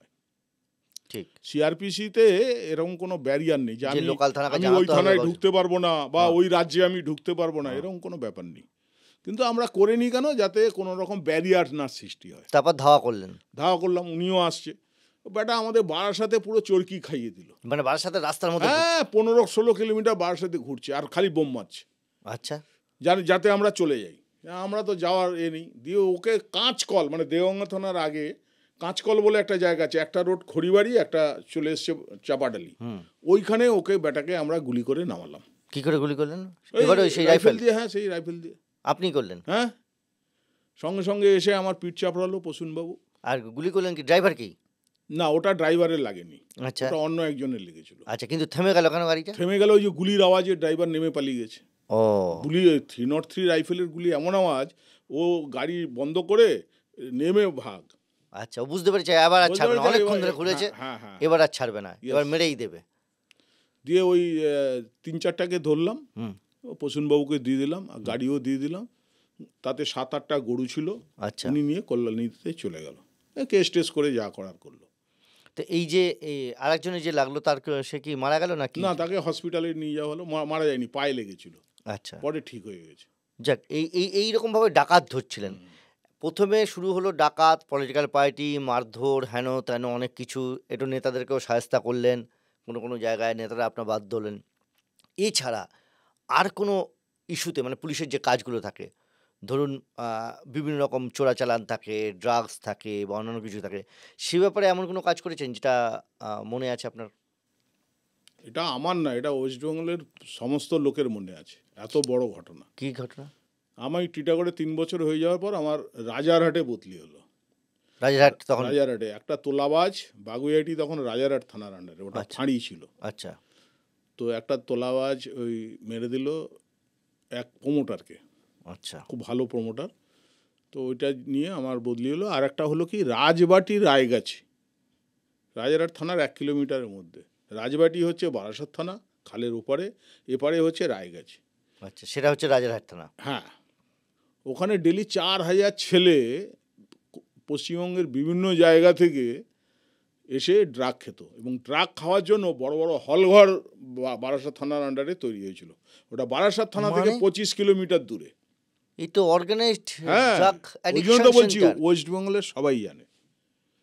কোন সালের ঘটনা বলছেন? এটা হচ্ছে 2003। বাপ রে বাপ, মানে অর্গানাইজড হইতে হল ঘর তৈরি করা হয়েছিল ড্রাগ নেওয়ার জন্য। এবং সব কাঠির মতো চেহারা, ওই যারা খেতে আসতো যেত আমি দেখতাম সব কাঠি, রোগা রোগা হাত, রোগা রোগা মুখ, যা হয় ড্রাগ নিতে নিয়মিত নিলে। তো আমি সুপিরিয়রদের সঙ্গে আলোচনা করলাম যে স্যার এটা করতে গেলে আমাকে। এটা বারাসাত থানা জানতো না? হ্যাঁ জানতো, আসতো, রেড করতো, চলে যেত 25 কিলোমিটার। ঠিক। আর রাজারহাটের হচ্ছে রায়গাছি, যেই যেত চলে যেত ওপারে বারাসাত। তাই যে বললেন সিআরপিসিতে কোনো অসুবিধা, অন্য ওসিরা তো ওটা মানতো না। আমাদের মতো কয়েকজন ওয়েস্ট বেঙ্গলে আমরা মানতাম পাবলিক ইন্টারেস্টে, কিন্তু 99% ওসি মানতো না। ও দেখতো আমি চাকরি করতে এসেছি, কেন আমি জেল খাটবো, আমি চাকরি করে বেরিয়ে। জেল খাটার কি আছে দাদা? তো আইন বিরুদ্ধ কাজ হলে জেলে যেতে হবে না? পুলিশের 1 পা জেলে 1 পা বাইরে। আমরা যখন ট্রেনিংয়ে যাই না ব্যারাকপুরে, আমাদের ওস্তাদরা শিখিয়ে দিয়েছিল बहुत मुस्कुराता है जो रैंक में भर्ती हुआ और थाना में जाएगा, एक पा जेल में एक पा बाहर में, बहुत সাবধান রহো, আমাদেরকে শিখাতো। তো ওরা ওইটা বলতো না আমরা যাব না। আচ্ছা, তারপর কি করলেন? সুপিরিয়রদের তারপরে বললেন? আমি দুটো আমার ক্রিমিনাল সোর্সকে আনালাম, সুপিরিয়রদের জানি, হুম। যে ওদের পাঠালাম ওইখানে হেরোইন খাওয়াতে। ওরা তো ওখানে গিয়ে 15 দিন নাম করা ক্রিমিনাল, খুব ওদের সঙ্গে গল্প গুজব বন্ধুত্ব করে রাতে ওখানেই থাকতো। ওদের থাকার অনেক ঘর ছিল, দিয়ে সব খবর আমাকে পিন টু পিন বের করে দিয়ে গেল। আমরা অ্যাকশান শুরু করলাম। প্রথম রাতেই আমরা 12-13টা আর্মস, দুটো ডিবিবিএল গান, কাটা রাইফেল আমরা উদ্ধার করলাম। আসামি কম পেলাম। মানে ওখানে এই ক্রিমিনালরা যেত, তাদের এই আর্মস অ্যামুনেশনও থাকতো? হ্যাঁ, কারণ হচ্ছে তো বিরাট টাকার ব্যাপার। আচ্ছা। 3-4টে গ্যাং ওটা দখল নিত এবং বোমাবাজি করত। রাস্তার নিরীহ লোকের বোম লাগতো, যার জন্য পুলিশের প্রতি একটা বিরাট ক্ষোভ ছিল মানুষের, যে পুলিশ কি করছে, এরা ওইটা দখল নেওয়ার জন্য বোমাবাজি করছে আর আমাদের বাচ্চা মেয়েদের, বউদের, ছেলেদের স্পিনটার এসে লাগছে। তারপর কি হলো? গেলেন, উদ্ধার করলেন? হ্যাঁ, প্রথম দিন 2-3টে আসামি পেলাম। তারপরে এক এক করে সব ওয়েস্টবেঙ্গল ব্যাপী আমরা রেড শুরু করলাম। বিভিন্ন জায়গায় সব পালিয়ে গেল, দিয়ে রেড করলাম। এবং আতাব বলে যে মেন পিনকিং ছিল, সে আতাবের বউকেও অ্যারেস্ট করলাম। ওখানকার কিংপিং আতাব? আতাব। সেই এই হল। এবং ওর বউ হচ্ছে মেন মক্ষী রানী। আচ্ছা। ড্রাগটা ওর বউ রাখতো। কি নাম? নাম মনে নেই। কেমন দেখতে ছিল? মোটামুটি খারাপ না। সব মক্ষীরানীরা একটু ভালোই দেখতে হয়, চটক থাকে নাকি? যাই হোক, আমি আর ওই বিষয়ে যাচ্ছি না। তো আমরা ওদেরকে ধরলাম, সব নিশ্চিহ্ন করে দিলাম। এবং আমরা ওই যে বললাম, আইনের বাইরে গিয়ে অনেক কাজ করলাম। ওদের বাড়িতে আমরা 20 কুইন্টাল, মানে ওদের ডেলি 150 থেকে 200 লোক খেত। কেউ লেবার, কেউ পুড়িয়া বাঁধছে, কেউ এই খবর দিচ্ছে, কেউ যাচ্ছে ঘুটিয়ারি স্বরূপে মালটা আনতে। বাপরে বাপ, মানে তো অর্গানাইজড একদম কোম্পানি। 200 লোকের ডেলি রান্না হতো। আমরা সেই চালগুলো নিয়ে পুকুরে ফেললাম, সবজিগুলো আমরা গরু টরু এদেরকে খাইয়ে দিলাম, বাড়িঘর ভেঙে দিলাম, পুরো নিশ্চিহ্ন হয়ে গেল। ওই সেই যে 4000 ছেলে আসতো, ওদেরও আসা বন্ধ হয়ে গেল। তখন আমাকে ওই রায়গাছির মসজিদ কমিটি যে আছে, মৌলভী সাহেবরা আমাকে সম্বর্ধনা দিয়েছিল। ওই যেরকম বারাসাতে ওরকম স্টেজ করে আমাকে সম্বর্ধনা দিয়েছিল। এই ড্রাগসটা বন্ধ, এইটা মানে বিরাট ব্যাপার। আমাদের রাজারহাট থানার এক অফিসারকে মেরে ওখানকার পাবলিক চোখ তুলে নিয়েছিল। কেন? ওই যে বোমাবাজি করছে 2-3 গ্যাং। মানে আপনার আগের ঘটনা? হ্যাঁ, আমার আগে। যার জন্য তো আমার বদলিটা হলো। এবং ওরা যখন সম্বর্ধনা দিল বললো আমরা একটা অফিসারের মেরে চোখ তুলে নিয়েছিলাম, আজকে এই ওসিকে আমরা সম্বর্ধনা দিচ্ছি যে ওরা পারেনি, ইনি করছে, ইনি করে দেখালো। পুলিশ পারা যায়, পুলিশ সব কিছু করতে পারে। বিশ্বাস করেন? বিশ্বাস করলো তো, নালে সম্বর্ধনা দেয় না? সেটা তো ওখানে করে হয়েছিল, কিন্তু এটা কি আপনি নিজে বিশ্বাস করেন যে পুলিশ চেষ্টা করলে সব কিছু পারে? না, সব পারে না। আমি তো বলবো লাস্টে, আমি তো একটা চেষ্টা করে আমি উঠাতে পারিনি। হ্যাঁ, সে গল্পও আছে। হ্যাঁ, সেটাও ঠিক আছে, সেটা পরে শুনবো। হ্যাঁ, তার আগে বললাম যে এই ড্রাগসের বিরুদ্ধে এই যে লড়াইটা শুরু করলেন। তারপরে আরেকটা ঘটনা আছে। সেটা হচ্ছে অল ইন্ডিয়ার একজন ড্রাগ ডিলার, সে বাগুইআটি থানা হয়ে গেছে তখন। আচ্ছা। আমি তখন ওসি বাগুইআটি। ও, মানে রাজারহাট থেকে আবার বাগুইআটি? হ্যাঁ, রাজারহাট হয়ে গিয়ে আমি 2-3টে থানা ঘুরে রাজারহাট ফাঁড়ি থেকে থানায় উন্নতি হলো, আমি ফার্স্ট। বাগুইআটি ফাঁড়ি থেকে থানা হলো, আমাকে আবার ফার্স্ট ওসি করলো। আচ্ছা। বলে এ তো ওই এলাকায় কাজ করেছে, একে দেয়া হোক। যাই হোক, আমাকে শঙ্কর চৌধুরী, যার নাম বলেছিলাম, দেগঙ্গায় ছিল, ও এখন STF-এ আছে। ও বললো, স্যার আপনার ওই এলাকায় একটা বড় ক্রিমিনাল শেল্টার নিয়েছে। আমি বললাম, কে গো? যে পাখি মিয়া। আমি বললাম, হ্যাঁ, নামটা তো শুনেছি। ও তো DRI, আমাদের কাছে মেসেজও এসেছিল, DRI, directorate of revenue intelligence, DRI এর যে ইন্সপেক্টর তরুণ দত্ত, তাকে আসামে মার্ডার করেছিল। বলে, হ্যাঁ ওই স্যার। তা আমি বললাম, তুমি চলে আসো। বলে, আসছি। তো একটা ছেলেকে নিয়ে এলো। আমি সঙ্গে সঙ্গে SDPO-কে ডেকে নিলাম, আর ম্যাজিস্ট্রেট, যেহেতু ড্রাগের বিরাট ব্যাপার অল ইন্ডিয়া ব্যাপী, একজন ম্যাজিস্ট্রেট রাখলাম, মিস্টার মজুমদার, এখনো মনে আছে। আর জয় বিশ্বাস ছিল তখন SDPO বারাসাত, এখন যিনি DIG। ওদের দুজনকে ডেকে নিলাম। তা আমাদের শঙ্কর ওরা গিয়ে আমাদের দেখে দিল, স্যার এই ফ্ল্যাটের এই এতে থাকে। তো আমরা গেলাম, পেয়ে গেলাম। ও তো বেটা কিছুতেই স্বীকার করে না, না আমি হাম স্যার, ও অবাঙালি, এবার হাম ও স্যার, তো অসমের লোক। হ্যাঁ অসমের লোক কিন্তু হিন্দি স্পিকিং, হুম। বললো হাম স্যার পাখি মিয়া নেই হ্যায়। আচ্ছা, হ্যাঁ, আমি বললাম তো আই কার্ড দেখো, আই কার্ডে অন্য নাম, অন্য ফটো। তারপর ওর ফটো আমরা সিআইডি থেকে নিয়ে এলাম। ওই যে ডিআরআই ইন্সপেক্টরকে মার্ডার করেছিল তখন ওর ফটো পাঠিয়েছিল, এনে দেখলাম হ্যাঁ ওই, এ ক্যা হয়, তখন ও ব্রেক করলো। আচ্ছা, ব্রেক করার পর ওর যে মোডাস অপারেন্ডি ছিল, ও হচ্ছে অয়েল ট্যাঙ্কারে, সেই আমরা প্রথম পেলাম, লরিতে না, অ্যাম্বাসেডারে না, অয়েল ট্যাঙ্কারে করে ও গাঁজা অল ইন্ডিয়ায় পাচার করতো আসাম থেকে। আসাম, মেঘালয় ওদিকে তো গাঁজাটা বেশি হয়, ও পাচার করতো। তো ওর আমরা 7খানা অয়েল ট্যাঙ্কার ধরলাম হাওড়া টাওড়া বিভিন্ন জায়গা থেকে টিম করে, এবং 1 কুইন্টালের উপর গাঁজাও সিজ করা হলো, ওই in presence of magistrate and SDPO. এবং ওই সঙ্গে সঙ্গে আসাম পুলিশ চলে এলো, ওই ডিআরআই আর ওই যে স্মাগলিং, এবং ভারতবর্ষের অনেক জায়গা থেকে এসেছিল। সিবিআই এরও একটা কেস ছিল পাখি মিয়ার বিরুদ্ধে। হ্যাঁ সিবিআই ছিল তো, সিআইডি সিবিআই অনেক ছিল। সিবিআই ছিল এই তরুণ দত্ত যে মার্ডার হয়েছিল, এটা সিবিআই নিয়েছিল, খুব সেন্সিটিভ তো। ডিআরআই এর একজন ইন্সপেক্টরকে মার্ডার করে দিয়েছে। এবং পাখি মিয়ার সম্ভবত এই পাখি মিয়ার কেসেই একজন ডিএসপি, সিবিআই এর একজন ডিএসপিরও সে ফাঁদে পড়েছিল। পাখি মিয়াকে সঙ্গে টাকা পয়সার লেনদেনের ব্যাপার হয়েছিল, সেটা আমরা অ্যারেস্ট করার আগে সম্ভবত, এবং সেটা পাখি মিয়া টাকা পয়সা দিচ্ছিল, সে সময় রেড হ্যান্ডেড হয়েছিল।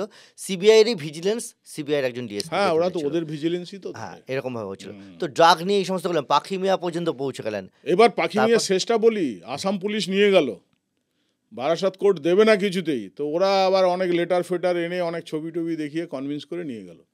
ও গিয়ে ওখানে হসপিটালে ভর্তি হলো, ও হাই সুগারের রুগী ছিল। এবার ও কী করলো, লোকরা কফির মধ্যে সব পুলিশ হসপিটাল স্টাফকে ঘুমের ওষুধ মিশিয়ে দিল, মিশিয়ে দিয়ে পাখি উড়ে গেল। এবং খবর বেরিয়েছিল সব লিডিং নিউজ পেপারে, পাখি উড়ে গেল, ঠিক এই খবর, হেডলাইনটা এই ছিল। তারপর কোনোভাবে তারপরে তো আমরা তো আর জানি না আসাম পুলিশ ধরেছে কিনা বলতে পারবো না, কিন্তু আপনার এই ধরে দেওয়া পাখি শেষ পর্যন্ত খাঁচা রাখতে পারলো, খাঁচায় রাখা গেল না। না না, এটা একদম নিউজ পেপারে। না, সেটা খারাপ লাগেনি? খারাপ তো লেগেছে। এবং ওই ভাবছিলাম যে এই যে বারাসাতের যে অ্যাডিশনাল ডিস্ট্রিক্ট জাজ, উনি যে দিচ্ছিল না ওদেরকে পিসি, খুব বুদ্ধিমানের কাজ করছিল, কিন্তু ওরা হাতে পায়ে ধরে, ওদের তো ডিআরআই ইন্সপেক্টর মারা গেছে, নিয়ে চলে গেছে। এর মধ্যে কোনো আন্ডারস্ট্যান্ডিং বা অন্য কোনো কিছু ব্যাপার থাকে না তো, এই যে ক্রিমিনাল পালিয়ে যাওয়া? এত বড় ক্রিমিনাল বা এটা কে রিস্ক নেবে? আমার তো মনে হয় যে থাকে না, ওই লোভ, বিনা পয়সায় কফি খাচ্ছি, যেটা আমাদের সাবাক আছে যে ক্রিমিনালের বাড়িতে গেলে কোনো কিছু খাবে না, ক্রিমিনাল কোনো টাচে গেলে ওর সঙ্গে কখনোই এই সমস্ত করবে না, সেটা ওরা মানেনি। এই যে এত জায়গায় দাপিয়ে কাজ করে বেরিয়েছেন, কখনো প্রলোভনে পড়েননি? বহু। কীরকম প্রলোভন? এক হচ্ছে সবাই জানে যে এই লোককে প্রলোভন দিয়ে করা যাবে না, না, কিন্তু তাতে রেড বেড়ে যায় শুনেছি। বলছি এবার কেন যাবে না, আমি যে থানাগুলোয় চাকরি করেছি সমস্ত ভাইস, সেটা সবাই জানে। আপনি জিজ্ঞেস করবেন সবাইকে, চুল্লু, মদ, সাট্টা, জুয়া, গাঁজা, হেরোইন আমি আমার থানায় চালাতে দেইনি। অনেক প্রেশার এসছে এই নিয়ে চালানোর জন্য বিভিন্ন কর্নার থেকে। না হবে না। কেন? ওইগুলো করলেই তো পুলিশকে বিশ্বাস করবে না। আজকে যে সালাউদ্দিনের খবরটা এলো, আমি যদি ওই গোলাবাড়িতে সাট্টা চালাতে দিতাম, আমার আগে অনেক সাট্টা চলেছে, তাহলে তো ওরা এই খবরটা আমাকে দিত না। জানে তো 10 টাকায় বিক্রি হয় সাট্টা, ওই তো সাট্টার প্যাড চালাচ্ছে। তার মানে অনেকটা নির্ভর করে ওসিদের এবং থানার উপর।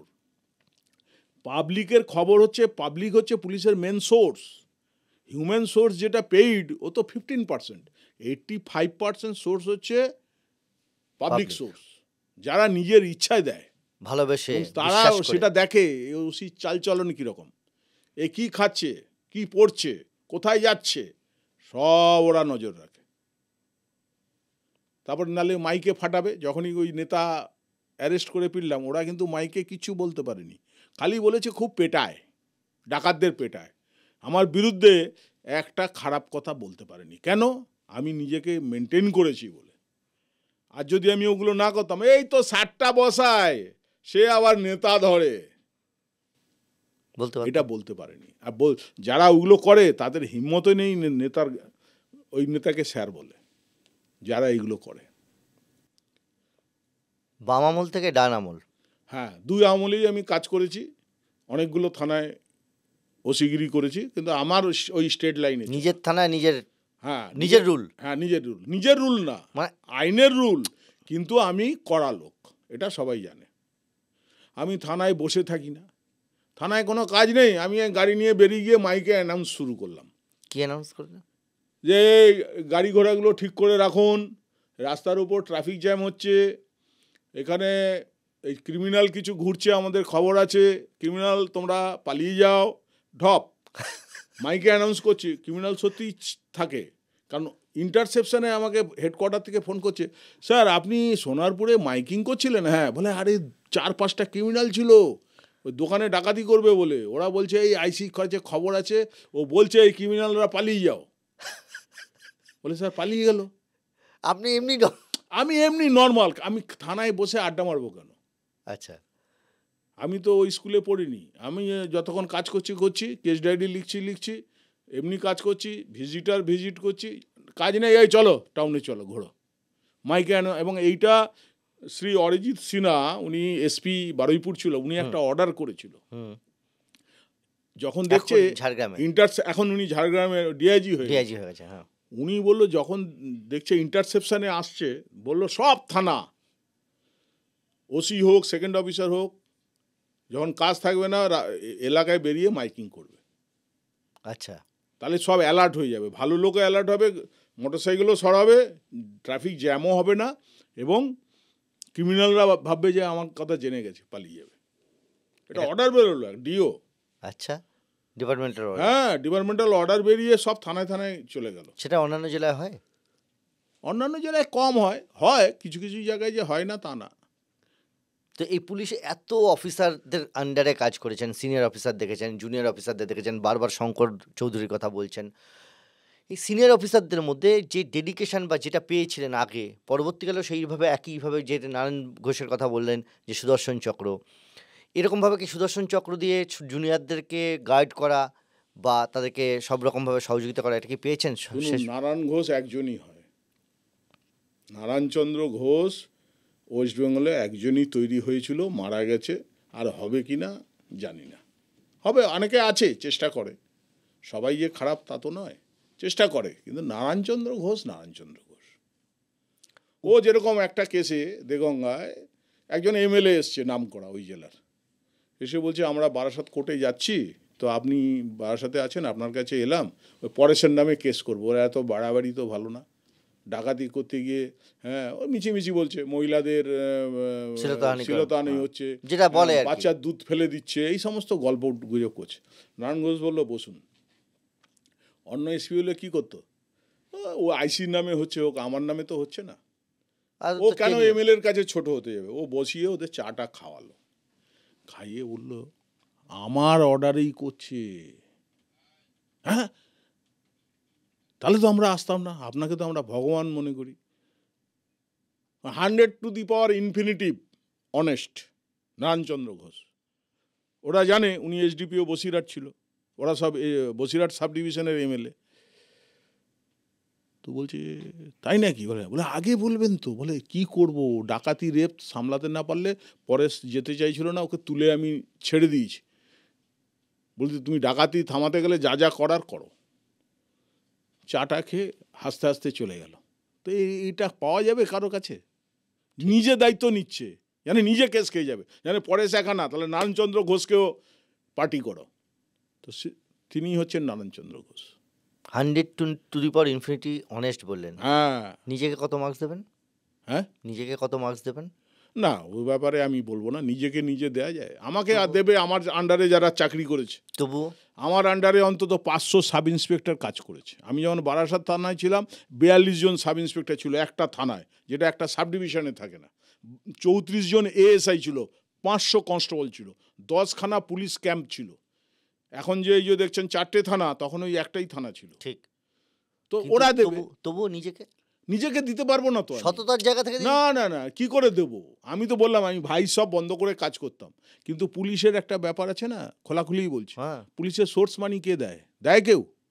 সিস্টেম আছে না? আগের সময় ছিল না এখন আছে? কোনো সোর্স মানি থানায় পাঠায় কেউ? একটা আমি ডাকাত ধরবো, একটা গাড়ি ভাড়া করতে হবে, তো সেই গাড়ি ভাড়াটা কে দেবে? এসপি কত দেবে?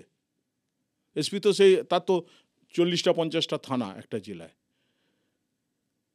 তখন তো একটুখানি এই যে তখন একটুখানি না, মানে আমি বলছি প্র্যাকটিক্যাল সমস্যা। যে প্র্যাকটিক্যাল সমস্যা আছে অনেক। আমি বসে বড় বড় বাদ ঝাড়বো সে তো হবে না, কিন্তু তার একটা সিস্টেম আছে, তার একটা জিনিস আছে যেটা ক্ষতি করে না সমাজে। মানে পার্সোনালি নেওয়া নয়, ক্ষতি, ওই তো ডিপার্টমেন্টের বললাম কাছে এক কথায়, ক্ষতি করে না সমাজের। এই হাটখোলায় যাবে বারাসাত, আমি সেদিন একটা দোকানে গেছি একটা মাল কিনতে, সেই দেখি ছেলেটা এসে বলছে, স্যার আমার বাড়ি হাটখোলায়, এখনও স্যার আপনার খুব নাম করে। কেন? বলে এই যে মদটা বন্ধ করেছিলেন। হাটখোলায়? এখনো বন্ধ আছে? চোলাই। বলে হ্যাঁ। বলছি বন্ধ আছে। তো এইটাই তো বড় জিনিস, তাই তো? এই যে চাকরি করতে এলেন, কোনোদিন কোনো বিপদে পড়েছেন? প্রচুর। কিরকম? কেন বললাম তো, বোম লেগেছে। না ওটা না, আমি তারপরে বলছি কোনো এই যে গুলি চালানো বা হ্যাঁ, এই ভাঙড়ের যে এটা কি আমি একটা? যখন ভাঙড়ে ছিলাম, হুম, ভাঙড়ে থাকাকালীন একটা মিছিল করছিল। কোন সাল? এটা হচ্ছে 2009। গভর্নমেন্ট চেঞ্জ হবে, ভাঙড়ে তখন অলরেডি এমপি চেঞ্জ হয়ে গেছে, এবার পার্লামেন্ট আসছে, এই অ্যাসেম্বলি আসছে 11-এ। তো তখন একটা মিছিলে আমরা স্কট করছিলাম, আমরা খবর পেলাম তাদের মিছিল ছিল? একটা যে কোনো রুলিং পার্টির, আচ্ছা, রুলিং পার্টি, হ্যাঁ, মানে তৎকালীন রুলিং পার্টি। তৎকালীন রুলিং পার্টির মিছিল ছিল, আমরা স্কট করছিলাম। আমরা ভালো ফোর্স নিয়েছিলাম, কারণ আমাদের কাছে খবর ছিল যে 5-6 জনের একটা গ্যাং, ওরা মিছিলে একজন নেতা আছে, আমি নাম বলছি না, তাকে মার্ডার করে দেবে। ওরা নাম বলতে অসুবিধা কি আছে? বোম মারবে খবর না, কতগুলো এথিক আছে তো, আমি বলে দিচ্ছি তো, রুলিং পার্টির নেতা তাকে মার্ডার করবে, যে পুলিশকে বোম মারবে, পুলিশ তিতির বিতির হয়ে যাবে ভয়ে, ওরা ওকে এসে মেরে দেবে।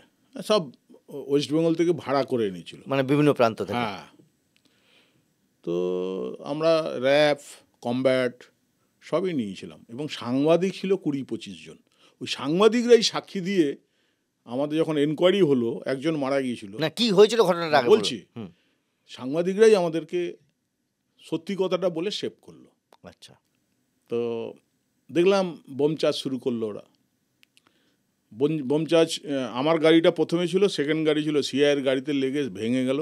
সিআই সাহেব হার্ট অ্যাটাক হয়ে গেল, এবং ওর গাড়িতে গুলি টুলি করলো। বাপরে বাপ! তখন আমরা ওপেন ফায়ার করলাম।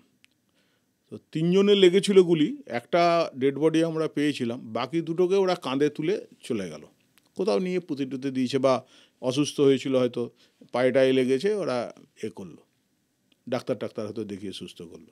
যার বডিটা পেলেন হ্যাঁ, সে কে? সে ওই একটা বোমবারু, এবং এক নেতার আত্মীয়, অপোজিট বিরোধী দলের এক নেতার আত্মীয়। তো তৎকালীন বিরোধী দল? তৎকালীন বিরোধী দল। তো যাই হোক, এই নিয়ে বিশাল চারিদিকে রোড ব্লকেট হয়ে গেল। এসপি ডিএম চলে এলো স্পটে, সাংবাদিকরাই বলে দিল, স্যার কিছু করার নেই, এই ঘটনা। বলে পুলিশকে বোম মেরেছে, সিআই দেখুন হসপিটালে চলে গেছে, হার্ট অ্যাটাক হয়েছে। আপনি তখন কি পোস্টে? আমি ওসি ভাঙড়। ওসি ভাঙড়। দিয়ে যাই হোক, আমি যেখানে যাচ্ছি রোড ব্লকেট উঠে যাচ্ছে, কারণ আমি সবাইকে বলেছি যে আপনাদের লোক কিন্তু রেডি হচ্ছে, বোম মারবে, সামলান, আমরা কিন্তু গুলি করব, বোম মারলেই গুলি। তো আপনি আগেই অ্যানাউন্স করে দিয়েছেন? হ্যাঁ, কি করব, আমি সকাল থেকে আমার সোর্স খবর দিচ্ছে, স্যার রেডি হয়ে যাবেন, বোম মারবে আপনাদের। ভালো লোক আছে তো। আর ওখানেও তাই, ওখানে গিয়ে ওপেনলি বলে দিলেন যে বোম মারলে গুলি করে দেবো? হ্যাঁ, একদম একদম, এবং ফোনেও বলে দিলাম, এবং ওখানেও তাই, সব তুলে দিয়েছিলাম, ওই জন্য খুব ভালোবাসতো লোক, কিছু চালাতে দেয়নি। এবার এটা হওয়ার পর যা হয়, এটা এনকোয়ারি কমপ্লেন দিল, এনকোয়ারি চালু হলো, যা হয়, কমপ্লেন দিলে তো একটু ভেতরে ভেতরে হয়, নার্ভাস ফিল হয়। কিন্তু একটা ছিল যে আমি কোনো অন্যায় করিনি, সাংবাদিক ভাইরা আমার সাক্ষী। এটা একজন এক্সিকিউটিভ ম্যাজিস্ট্রেট দিয়ে এনকোয়ারি হলো, সেই এনকোয়ারির সময় ওই সাংবাদিকরা এসে সাক্ষীটা দিল এবং আমাদের জাস্টিফাইড করে দিল, নাহলে আমার তখন সামনে প্রমোশন আটকে যেত। যেহেতু অন্যায় করিনি, মোটিভেটেডলি কিছু করিনি, আমার কিছু হয়নি, ওপরওয়ালা দেখেছে যেটা ঘটনাচক্রে হয়েছে এবং প্রাণ বাঁচাতে, সরকারি সম্পত্তি বাঁচাতে ফায়ারিংটা হয়েছে। উপরওয়ালাকে বিশ্বাস করেন? বিশ্বাস তো করতেই হবে। ক্রিকেটে যেরকম একটা বল মিস হলো, সেটা ব্যাটের কানায় লেগে উইকেট কিপারের কাছে যেতে পারে, আবার ব্যাটের কানায় লেগে স্লিপের ফাঁক দিয়ে 4 হয়ে যেতে পারে। এটা তো একটা ক্যারিশমার ব্যাপার আছে, হয়ে যায়, ঠিক কি না? হ্যাঁ, ভালো প্লেয়ারেরও হয়ে যায় অনেক ভালো সময়। প্লেয়ারে হয়ে যেত, খোঁচা মারলো ক্যাচ, আর না, খোঁচা মারলো 4, এ তো লাকের ব্যাপার। সামান্য টাচ রিভিউতে দেখাচ্ছে, স্লাইট টাচ, সেই টাচটা ক্যাচ হবে না 4 হবে, এটা তো একটা উপরের কারিশমা আছে। সেই জন্য কি এতবার বেঁচে গিয়েছেন? তাই তো, এবং ওই যে আশীর্বাদ, জনগণের আশীর্বাদ, যার জন্য আমার একদিনও দেরি হয়নি ডিএসপি হতে। আমাদের ব্যাচে আমরা যারা প্রথম হয়েছি তার মধ্যেই আমি ছিলাম এবং সঠিক সময়ে রিটায়ার করেছি, এখন পেনশনও পাচ্ছি, সমস্ত টাকা পয়সাও পেয়ে গেছি। কোনো আফসোস নেই এত বছর রিটায়ারমেন্টের চাকরি করছেন যে? আমার বেসিক্যালি আফসোস নেই, ওই যে বললাম একটা কাজ আমি করতে পারিনি। কি? সেটা হচ্ছে আমি যখন আইসি বিষ্ণুপুর ছিলাম, বেহালার পরের থানা, হ্যাঁ, মানে দক্ষিণ চব্বিশ পরগনা, হ্যাঁ বিষ্ণুপুর। হ্যাঁ, আমি তো মদ বিরোধী অফিসার, এটা সবাই জানে। আমি যে থানায় যাব, না হোটেলে না এলাকায় এইসব মদ ফদ চলবে না।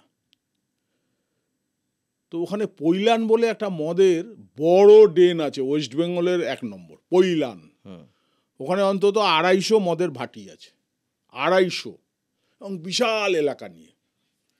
তা আমি খালি আমার সাহেবদের বলতাম, স্যার এই মদের ভাটি আমি উঠাতে চাই, কি করা যাবে? তো সাহেবরা সবই ভালো।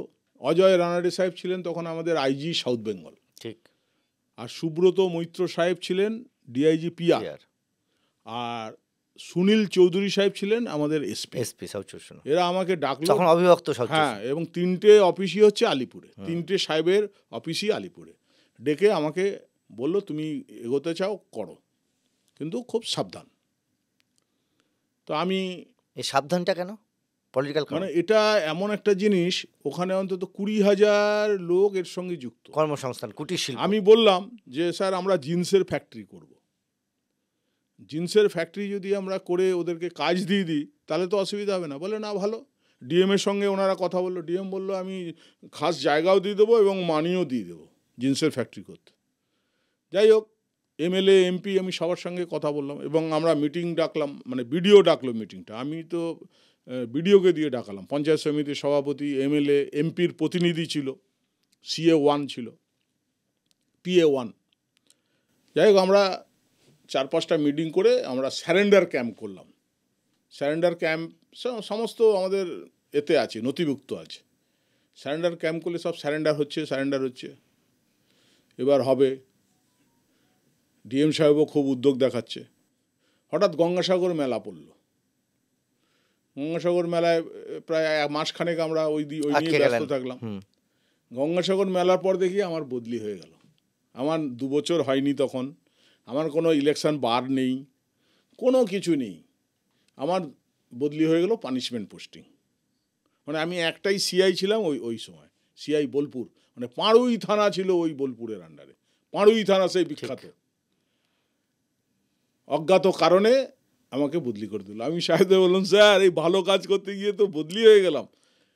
বলে হ্যাঁ, আমাদের মন খারাপ। ঠিক আছে, তুমি যাও, আর যখন হয়েছে আমরা দেখছি। রাগ ওঠেনি? প্রচণ্ড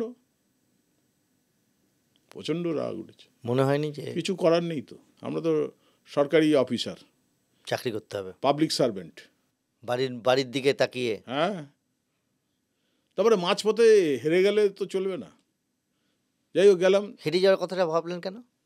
না, এটা তো হার। আমি যদি মন ভেঙে বাড়িতে বসে থাকি বা রেজিগনেশন দিই, সেটা এক ধরনের হারই হয়ে যাচ্ছে। তো যাই হোক, এটা নিয়ে সাহেবরা খুব সিম্প্যাথেটিক ওয়েতে দেখেছে এবং আমি ওখানে গেলাম। ওখানে যাওয়ার পর আমাকে আবার ইলেকশন কমিশন দিল্লির আমাকে আইসি নিউটাউন করে নিয়ে চলে এলো। আমাকে বেশি দিন বোলপুরে থাকতে হয়নি। যাই হোক, আমি দেখলাম এতে সাহেবদেরও মনে হয় কিছু হাত আছে, নাহলে হঠাৎ আমাকে কেন নিয়ে আসবে বোলপুর না, থেকে? খারাপটাও করেছিলেন নিশ্চয়ই সাহেবদের, সেখানেও হাত ছিল, বাধ্য না, হয়েছিল, ওনারা পারেনি, ঠেকাতে পারেননি। ঠেকাতে পারেনি, তাহলে ওনারাই হয়ে যাবে, বদলি হয়ে যাবে। তার মানে তারও উপর থেকে। আমি সেটা বলছি না, নিশ্চয়ই, নাহলে একটা আইসির বিনা কারণে বদলি হয়ে যাবে কেন, একটা ভালো কাজ করতে গিয়ে? এই ডিপার্টমেন্টে এত বছর চাকরি এবং করেছেন, সব ডকুমেন্টস আছে আমার কাছে, এই যে মিটিং হয়েছে, সিগনেচার, সব ডকুমেন্টস আছে। এই যারা ব্যবসাটা করতো তারা কি ছাড়তে চেয়েছিল, তারা সারেন্ডার করতে না না, ওদের বলছে আমাদের 5 পুলিশের ব্যবসা, ওসি কোথা থেকে এসছে, ওসিকে সাসপেন্ড করো। এত 5 পুলিশের ব্যবসা, স্বাধীনতার আগে থেকে ব্যবসা, কোনো ওসি তো এটা করেনি। স্বাধীনতার আগে থেকে চোলাই তৈরি হ্যাঁ ব্যবসা, হ্যাঁ, বলে কোনো ওসি তো এটা করেনি। তাই চোলাই তৈরি করতে হবে। হ্যাঁ, চোলাই তৈরি করতে হবে। হেরে গেলেন।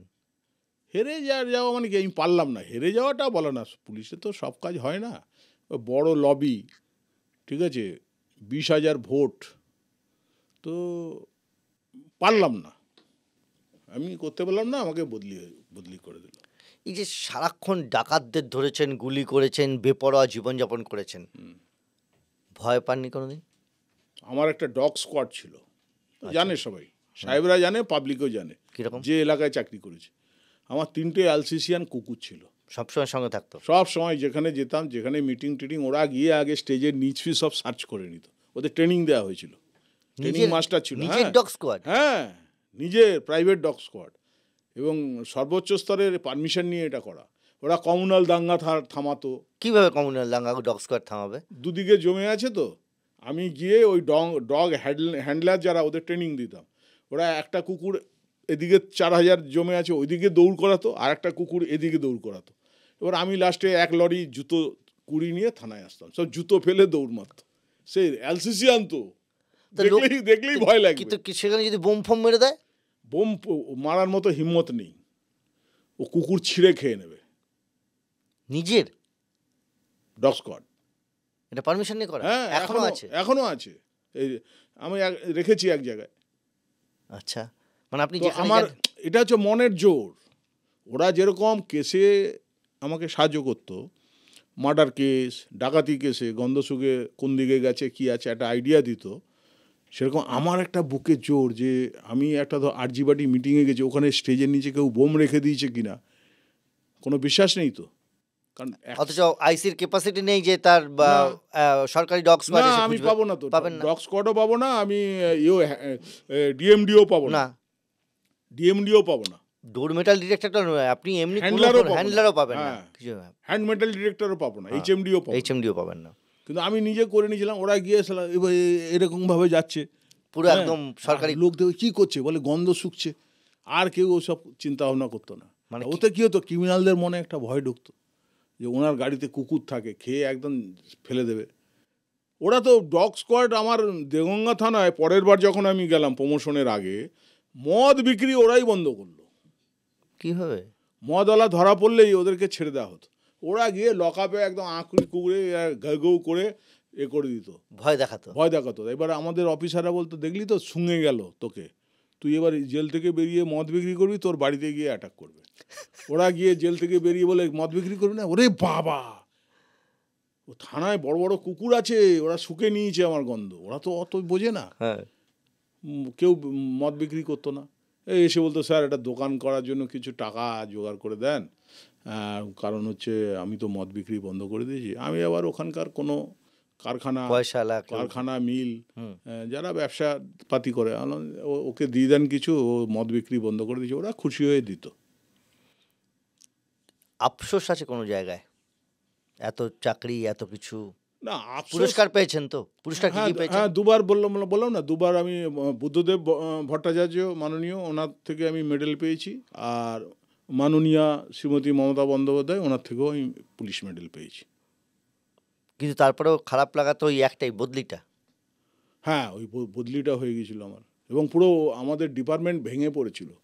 আমাকে প্রচুর ছেলে ফোন করছে, বলছে, স্যার এ কি ইন্দ্রপতন হচ্ছে, ওরা ঠিক এই ভাষা বলেছে, স্যার এ কি ইন্দ্রপতন হলো, আপনার বদলি হয়ে গেল স্যার, আরও কয়েকজনের হয়েছে, কিন্তু আপনার হবে তো এটা আমি ভাবতে পারিনি, আপনি তো বরাবরের আইসি ওসি, আপনার সিআই, মানে আমাদের যদি গ্রেড ধরা হয় আইসিওসিটা একটু হাই গ্রেডে থাকে, সিআইটা একটু লো গ্রেডে।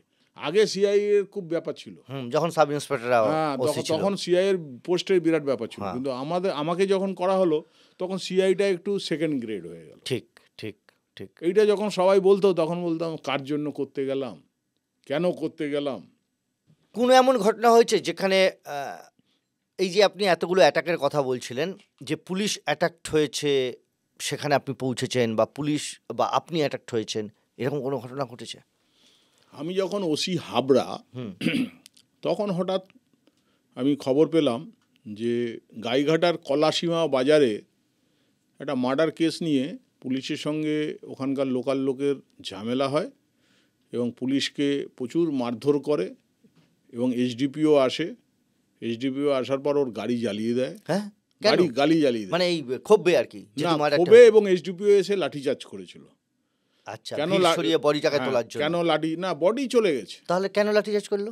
ওই রোড ব্লকেট করেছে, মানে সেটা তো 3 ঘন্টা হয়ে গেছে রোড ব্লকেট উঠাতে পারছে না, হাজার হাজার লোক রাস্তায় দাঁড়িয়ে আছে, পুলিশকে গালাগালি করছে। ঘটনাটা আগে শুনিনি, তারপরে ব্যাখ্যায় যাবো। হ্যাঁ, একটি লোক মার্ডার হয়েছিল 7-8 দিন আগে। তো যাই হোক, সেই মার্ডার হওয়ার পর পুলিশ তদন্ত শুরু করে, ঠিকমতো অ্যারেস্ট বা ঠিকমতো করতে পারেনি গাইঘাটা থানা।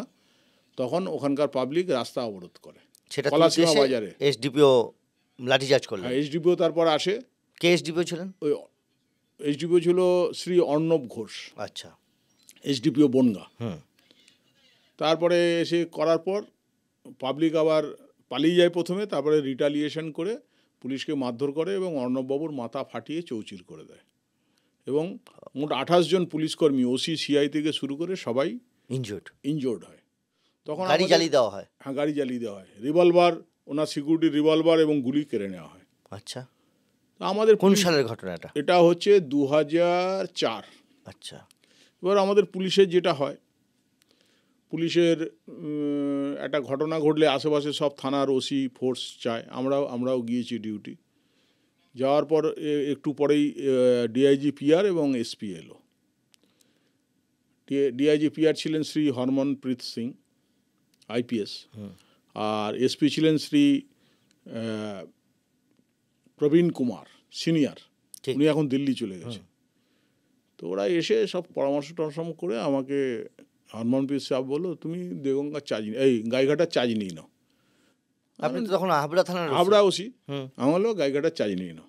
ডিআইজি বলছে, মানে এসপির উপরের র্যাঙ্ক। গাইঘাটা তখন সাব ইন্সপেক্টর ওসি না? হ্যাঁ, সাব ইন্সপেক্টর। আচ্ছা। সঞ্জয় চ্যাটার্জি ওসি আহত হসপিটালে। আমি বললাম, স্যার কদিনের জন্য? বললো না, আমরা এই ওসিকে বাদ দিয়ে দিয়েছি, তুমি পার্মানেন্ট। সঞ্জয় চ্যাটার্জিও মারা গিয়েছে। হ্যাঁ, তুমি রিভলভার আর গুলিটা উদ্ধার করো, আর যারা যারা মেরেছে ওদের অ্যারেস্ট করো। তো আমি একটু থতমত খেয়ে গেলাম যে আমি হাবড়ার ওসি থেকে বর্ডারের নোংরামি গাইঘাটায় আমাকে ফেলে দিচ্ছে, মানে দুটোই একসঙ্গে। হ্যাঁ, এবং আমি এই জেলায় আসতেও চাইনি। আমি ছিলাম ওসি মহেশতলা, আমাকে এসপি জোর করে নিয়ে এসেছিল ওসি হাবড়া করে। আমি ইলেকশনে চলে গিয়েছিলাম মহেশতলায়। এখানে তারপর কি হলো? তারপরে এসপি মিটু হাসছে। আমাদের তো আর কোনো রাস্তা নেই, এসপি বা ডিআইজি বললে আমি তো না বলতে পারবো না, তাহলে বলবে কাপুরুষ। আমি বললাম ঠিক আছে, দিয়ে নিয়ে নিলাম চার্জ। নিয়ে এক এক করে ওই সাংবাদিকরাই আমাকে হেল্প করেছে। কীভাবে? ফটো, মানে 3 ঘন্টা ধরে অবরোধ, তো প্রচুর সাংবাদিক এসেছিল এবং সব ফটো আমাকে দিল, কারা দোষী কারা নির্দোষ সব ফটো বলে দিচ্ছে, কারা মারছে এসডিপিওকে ছবি। মানে নাইস ওয়ার্ক করেছিল, ক্রাইম ওয়ার্ক। ওই নিয়ে আমি শুরু করলাম, দিয়ে ওদের নেতাটাকে ধরলাম। রিভলভার গুলি, ওই তো বলছি, নেতাটাকে ধরে বেদম যা হয় 3rd ডিগ্রি। হ্যাঁ, 3rd ডিগ্রি নেতাকে বলে, স্যার কি করতে হবে বলেন? আমার রিভলভার আর গুলি লাগবে, আজ রাতেই বেরোবো তোকে নিয়ে, এবং তোকে তোর বাড়ির সামনে তোর পরিবারের সামনে 3rd ডিগ্রি দেবো। ভয় দেখালাম। আচ্ছা, আমরা সাধারণত দেই না, কিন্তু ওকে বাধ্য হলাম ভয় দেখাতে। ও তখন বললো, স্যার আমাকে তাহলে একটু লোকের সঙ্গে কথা বলতে দিতে হবে। না, হ্যাঁ কথা বল, এনে ফোন। সব কথা টথা বললো। তো গেলাম কলাসীমা বাজারে, পেয়ে গেলাম। ও বললো স্যার ওইখানে ওটা খুলুন, পেয়ে যাবেন। পেয়ে গেলাম 24 রাউন্ড গুলি আর রিভলভার। তারপরে ওইখানে আমরা শুরু করলাম। এবার যাকে ধরে আনি সে বলে স্যার আমি তো ছিলাম না, আমি নিউ মার্কেটে ছিলাম, কলকাতা ছিলাম, ও মুখ ছিলাম। বলে এই ছবিটা কার রে? তখন কপালে হাত, বলে স্যার এটা কারা তুললো? না আমাদের পুলিশের লোক থাকে। না স্যার, পুলিশের লোক তখন সব ভয় পালি যে স্যার সাংবাদিকরা তুলেছে। বললাম তা আমি জানি না, আমাদের পুলিশের লোক আমাকে দিয়েছে। সাংবাদিকের কথা আমি বললাম না, কিন্তু ওরা বুঝে গিয়েছিল। আর সাংবাদিকরাও বলেছিল ও বুঝলে কোনো ব্যাপার না, এখানে মেরেছে 38টা সেলাই পড়েছিল অর্ণব ঘোষের, কলকাতায় ভর্তি ছিল। একটা গাড়ি জ্বালিয়ে দিয়েছে 15 লাখ টাকার গাড়ি। তারপরে ওইটা কাজটা করলাম, করার পর মানুষ বুঝলো যে আমরা মেইন যে ক্রাইমটা হয়েছিল, যে মার্ডার হয়েছিল, তার আসামকে ধরতে পেরেছিলেন? হ্যাঁ, তার আসামে ওইটাই তো মেন ইয়ে হয়েছে। ও পালিয়ে গিয়েছিল বাংলাদেশ, আমরা বাংলাদেশে সোর্স পাঠালাম। বললাম এটা ইজ্জত কা সওয়াল, আমার সোর্স আছে। এবং বাংলাদেশে যে তখন বিডিআর ছিল, এখন যে বিজিবি নাম দিয়েছিল, বিডিআরের লোকের সঙ্গে আমার কথা হতো। ওরাও ইন্টারেস্টেড ছিল যে থানেদার বলতো, ওরা থানেদারের সঙ্গে কথা বলার জন্য। আমি বললাম যে আমার 2টো সোর্স পাঠাচ্ছি, তোমাদের দেখিয়ে দেবে, ওকে তুলে আমাকে দিয়ে দাও। ওরা কাজটা করে দিল। ভারতীয় যেহেতু, হ্যাঁ ভারতীয়, এবং ওরা আইনের গেল না। আইনে গেলে অনেক কিছু যুদ্ধ প্রত্যার্পণে এক্সট্রাডিশনের কি চুক্তি আছে না আছে। আমি বললাম কিছু করবে না, ওরা দেখিয়ে দেবে, তুলবে, বর্ডারে এসে লাথি মেরে দেবে, আমি নিয়ে নেবো। দিয়ে দিল, জনগণও খুশি, সবাই খুশি।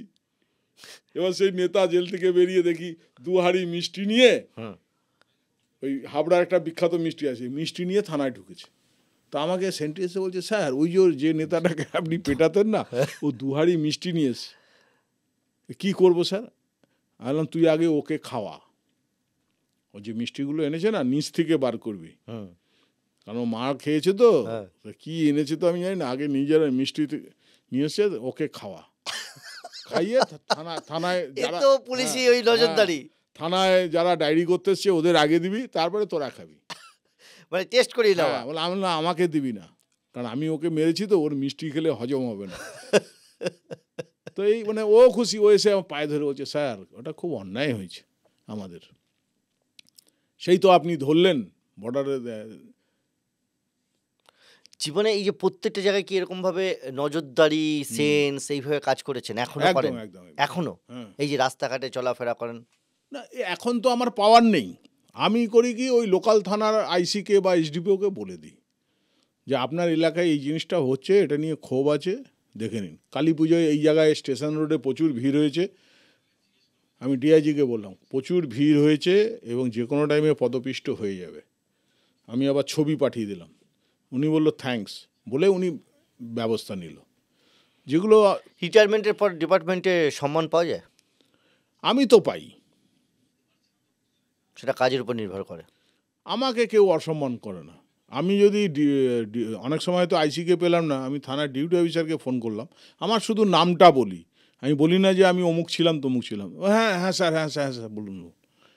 আমি পাই, এবং ওরা সঙ্গে সঙ্গে অ্যাকশান নেয়। ডাকাতদের তো মেরেছেন বেশ কয়েকজন নেতাকেও, বুঝতে পারছেন এখনও কিন্তু সাবধানে থাকতে হয়। আর আজ পর্যন্ত শুনেছেন কোনো দিন পুলিশ অফিসারের নিজস্ব ডগ স্কোয়াড? সেটাও যথেষ্ট গুরুত্বপূর্ণ। আজ এ পর্যন্তই কেস ডায়েরি।